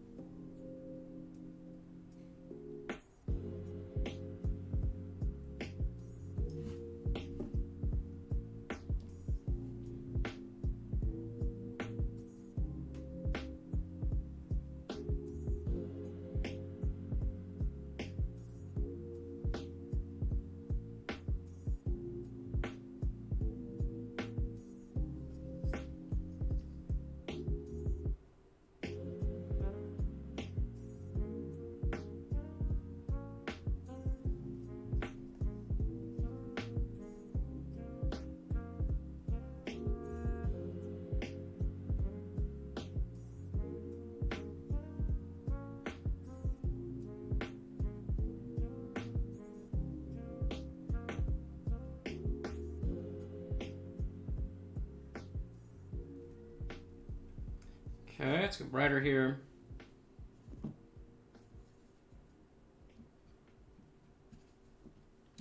I'm all the way over here in palette land, sorry.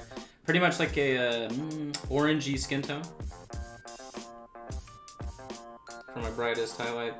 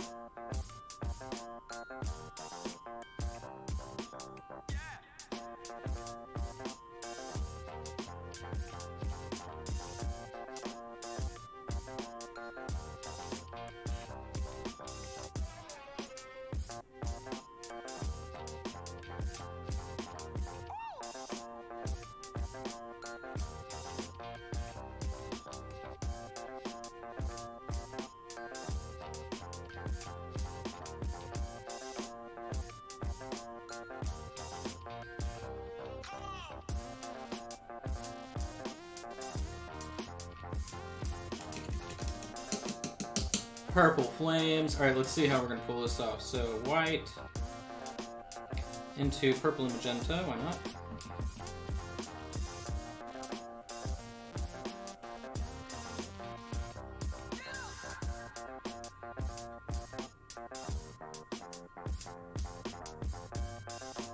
Flames, of course, brighter to the source.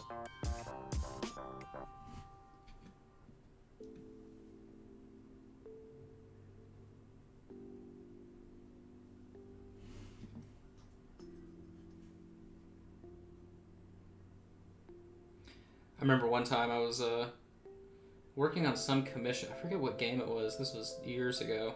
Some board game. And a lot of the miniatures had like torches in their hands. And so I'd done all the painting except for the torches, any of the glowing, anything like that. So I wasn't really thinking anything of it. And it was one of those things where I'm trying to hit the deadline. And so I stayed up literally like 27 hours finishing them. And the last thing I did was the glow on the torches and then the torches themselves, right? And I finish up and I'm like, oh, you know, did it again, another commission done, very pleased, very happy with myself, whatever.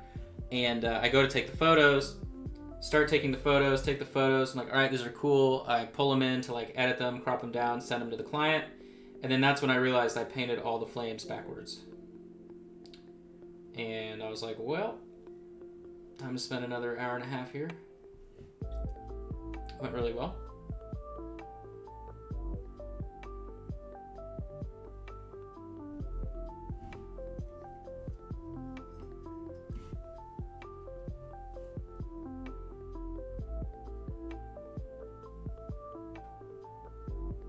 It was some kind of like witch hunting, monster hunting board game. I forget what it is. But I'm glad I'm done with those board game commissions, man. Woo! That was brutal customers. They did not think they should pay more than like $10 a miniature ever. They're like, I want this professionally done, but I don't want to pay you like a professional. Nana nana boo boo. That was the board game crowd. Alright, so now I want like a light pink. Very light magenta. There we go.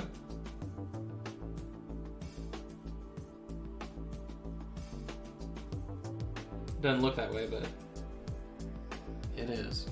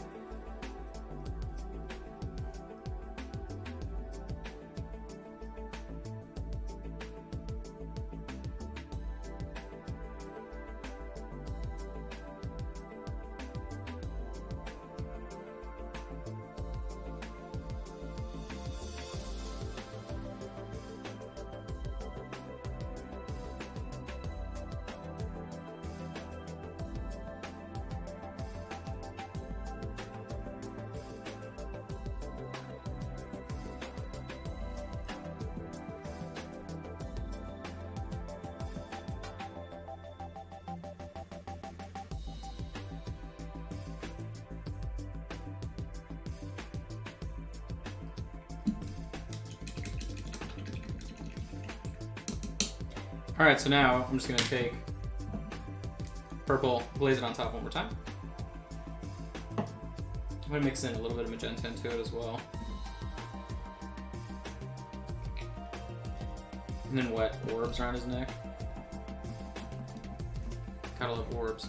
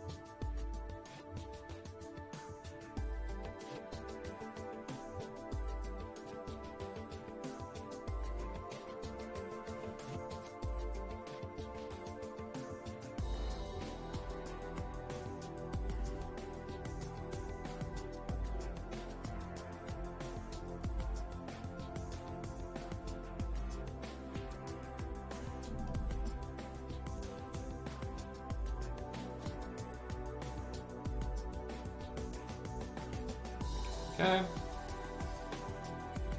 Now the handle I've completely neglected this whole time, like a true champion, I am just going to definitely wash over here.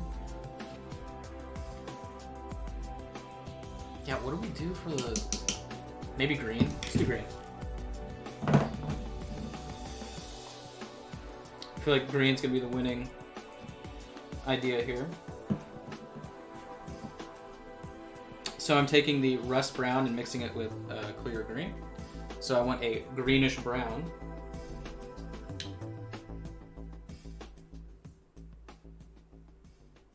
That's how we're gonna start the highlight.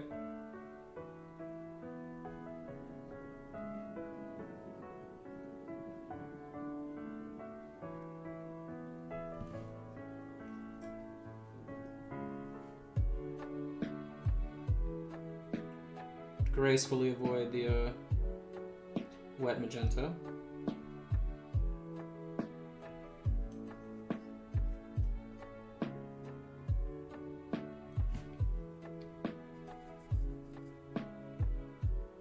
Beautiful thumb. Yeah, the thumb has gone crazy today.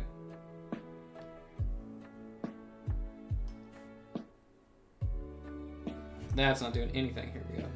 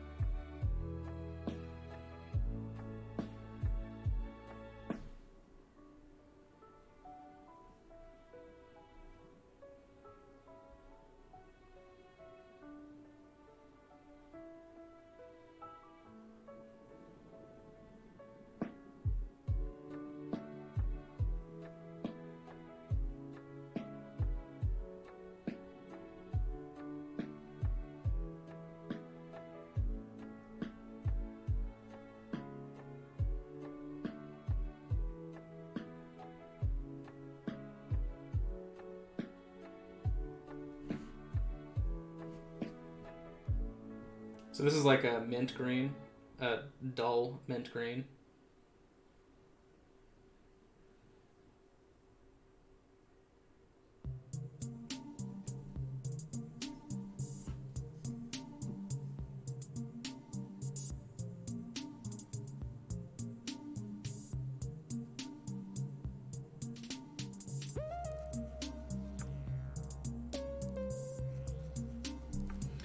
Okay.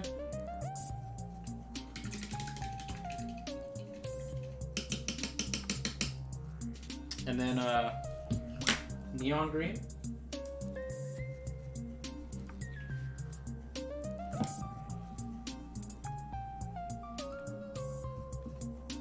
This is gonna go just in the dot or the brightest highlight.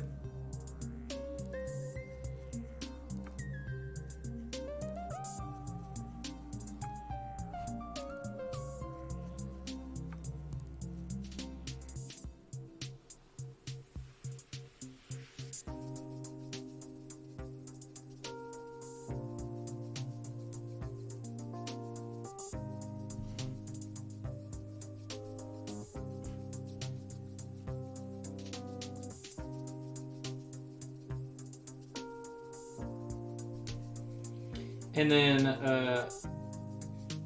really crappy gem outline on the gems on the eyes with the same neon green on the skull. May as well tie them together. Boom. Maybe go white? Why not?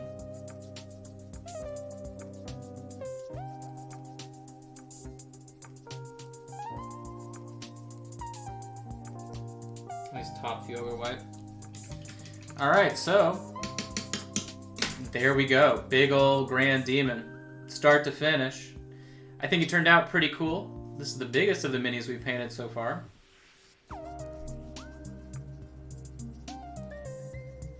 Definitely fun if we compare him to his buddy here.